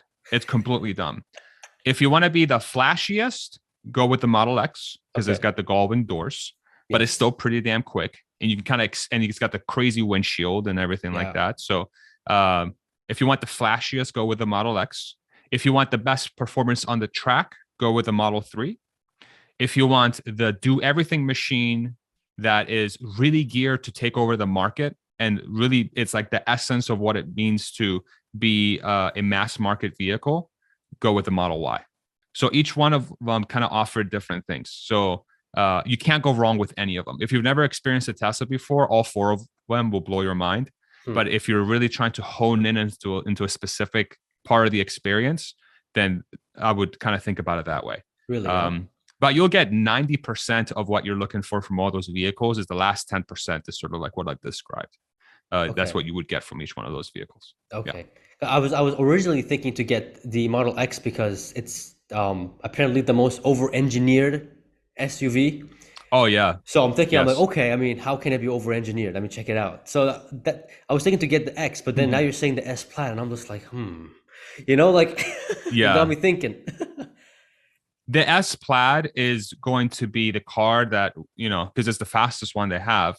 It's the one that's going to like make you question what it really means to move. Like just it's so hard to describe just how fast that damn thing is. You will go blind. Like literally the blood will rush out of your eyes into your brain. Jesus well, Christ. One of my friends, he's not a friend, but he's somebody that I know through somebody else. Yeah. And he's a really, really nice guy. Lives in the Austin area. He has a Model S Plaid, and he took me for a ride like a month ago. And I could not believe just how fast this thing is. It doesn't make any sense at any speed. You could be going 80 miles an hour on the highway and you floor it, and it feels like you've just launched from zero. Like the acceleration from 80 to 150 and 0 to 60 feels the same. It's stupid. It makes no sense. It makes no sense. Yeah. It's dumb. It's so dumb. And then one would think that how is this Yeah. thing even legal, you know? That is a question that I think is kind of fair. Yeah. but but I think the fact it's like it's just a showcase of true engineering. Like that is what it really means to be an engineer, is to create a car that makes people question what it actually means to move from point A to point B as quickly as humanly possible. It's completely insane. It's completely insane. And yeah, That's crazy. Okay, I'll but I don't keep want to that. hype it up too much. No, no, Yeah. I'll keep that in mind, man. You're getting me more excited, man. Like, Yeah. but Any of them you get into, you're gonna enjoy. You're gonna enjoy any okay, of them. okay, I'll keep that in mind. Thanks. And the last question here Yeah. is that would you ever change to another vehicle that's not Tesla? I mean, I would definitely buy additional vehicles. You know, I'm still a car guy. Like I love Porsches. I love the way Okay. Porsches look. I'm still a fan. Like I don't think the gas car is realistic for a common form of transportation. But like, put me in a 911 GT3 RS any day. Like, I would love to take that thing to a track. You know, I've never been in a GT3 RS.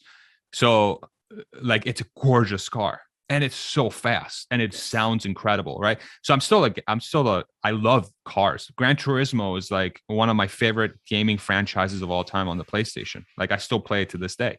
I'm obsessed with car games and cars.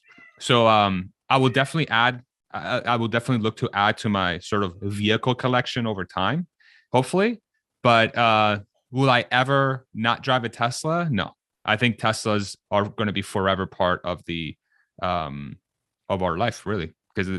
they just make too much damn sense. They just why buy any? If there's one car you would ever buy, why would you not buy a Tesla? Nothing else gets even close to comparing to the overall experience, the running cost, the lack of maintenance, everything. Yeah, that But part.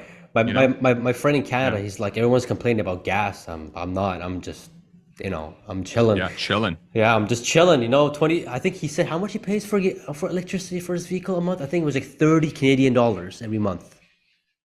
Yeah, I'm not And surprised. I'm just like, okay, wow. I mean, that's like 10 times cheaper than any gas Yeah, vehicle at the moment. So it's like that's cool. That's cool. yeah. And the lack of My dad, my dad bought a Model 3 recently, and he was driving around in a Volkswagen Jetta diesel, and he okay. loved that car. And then once but he has a giant commute. He commutes 160 miles every day.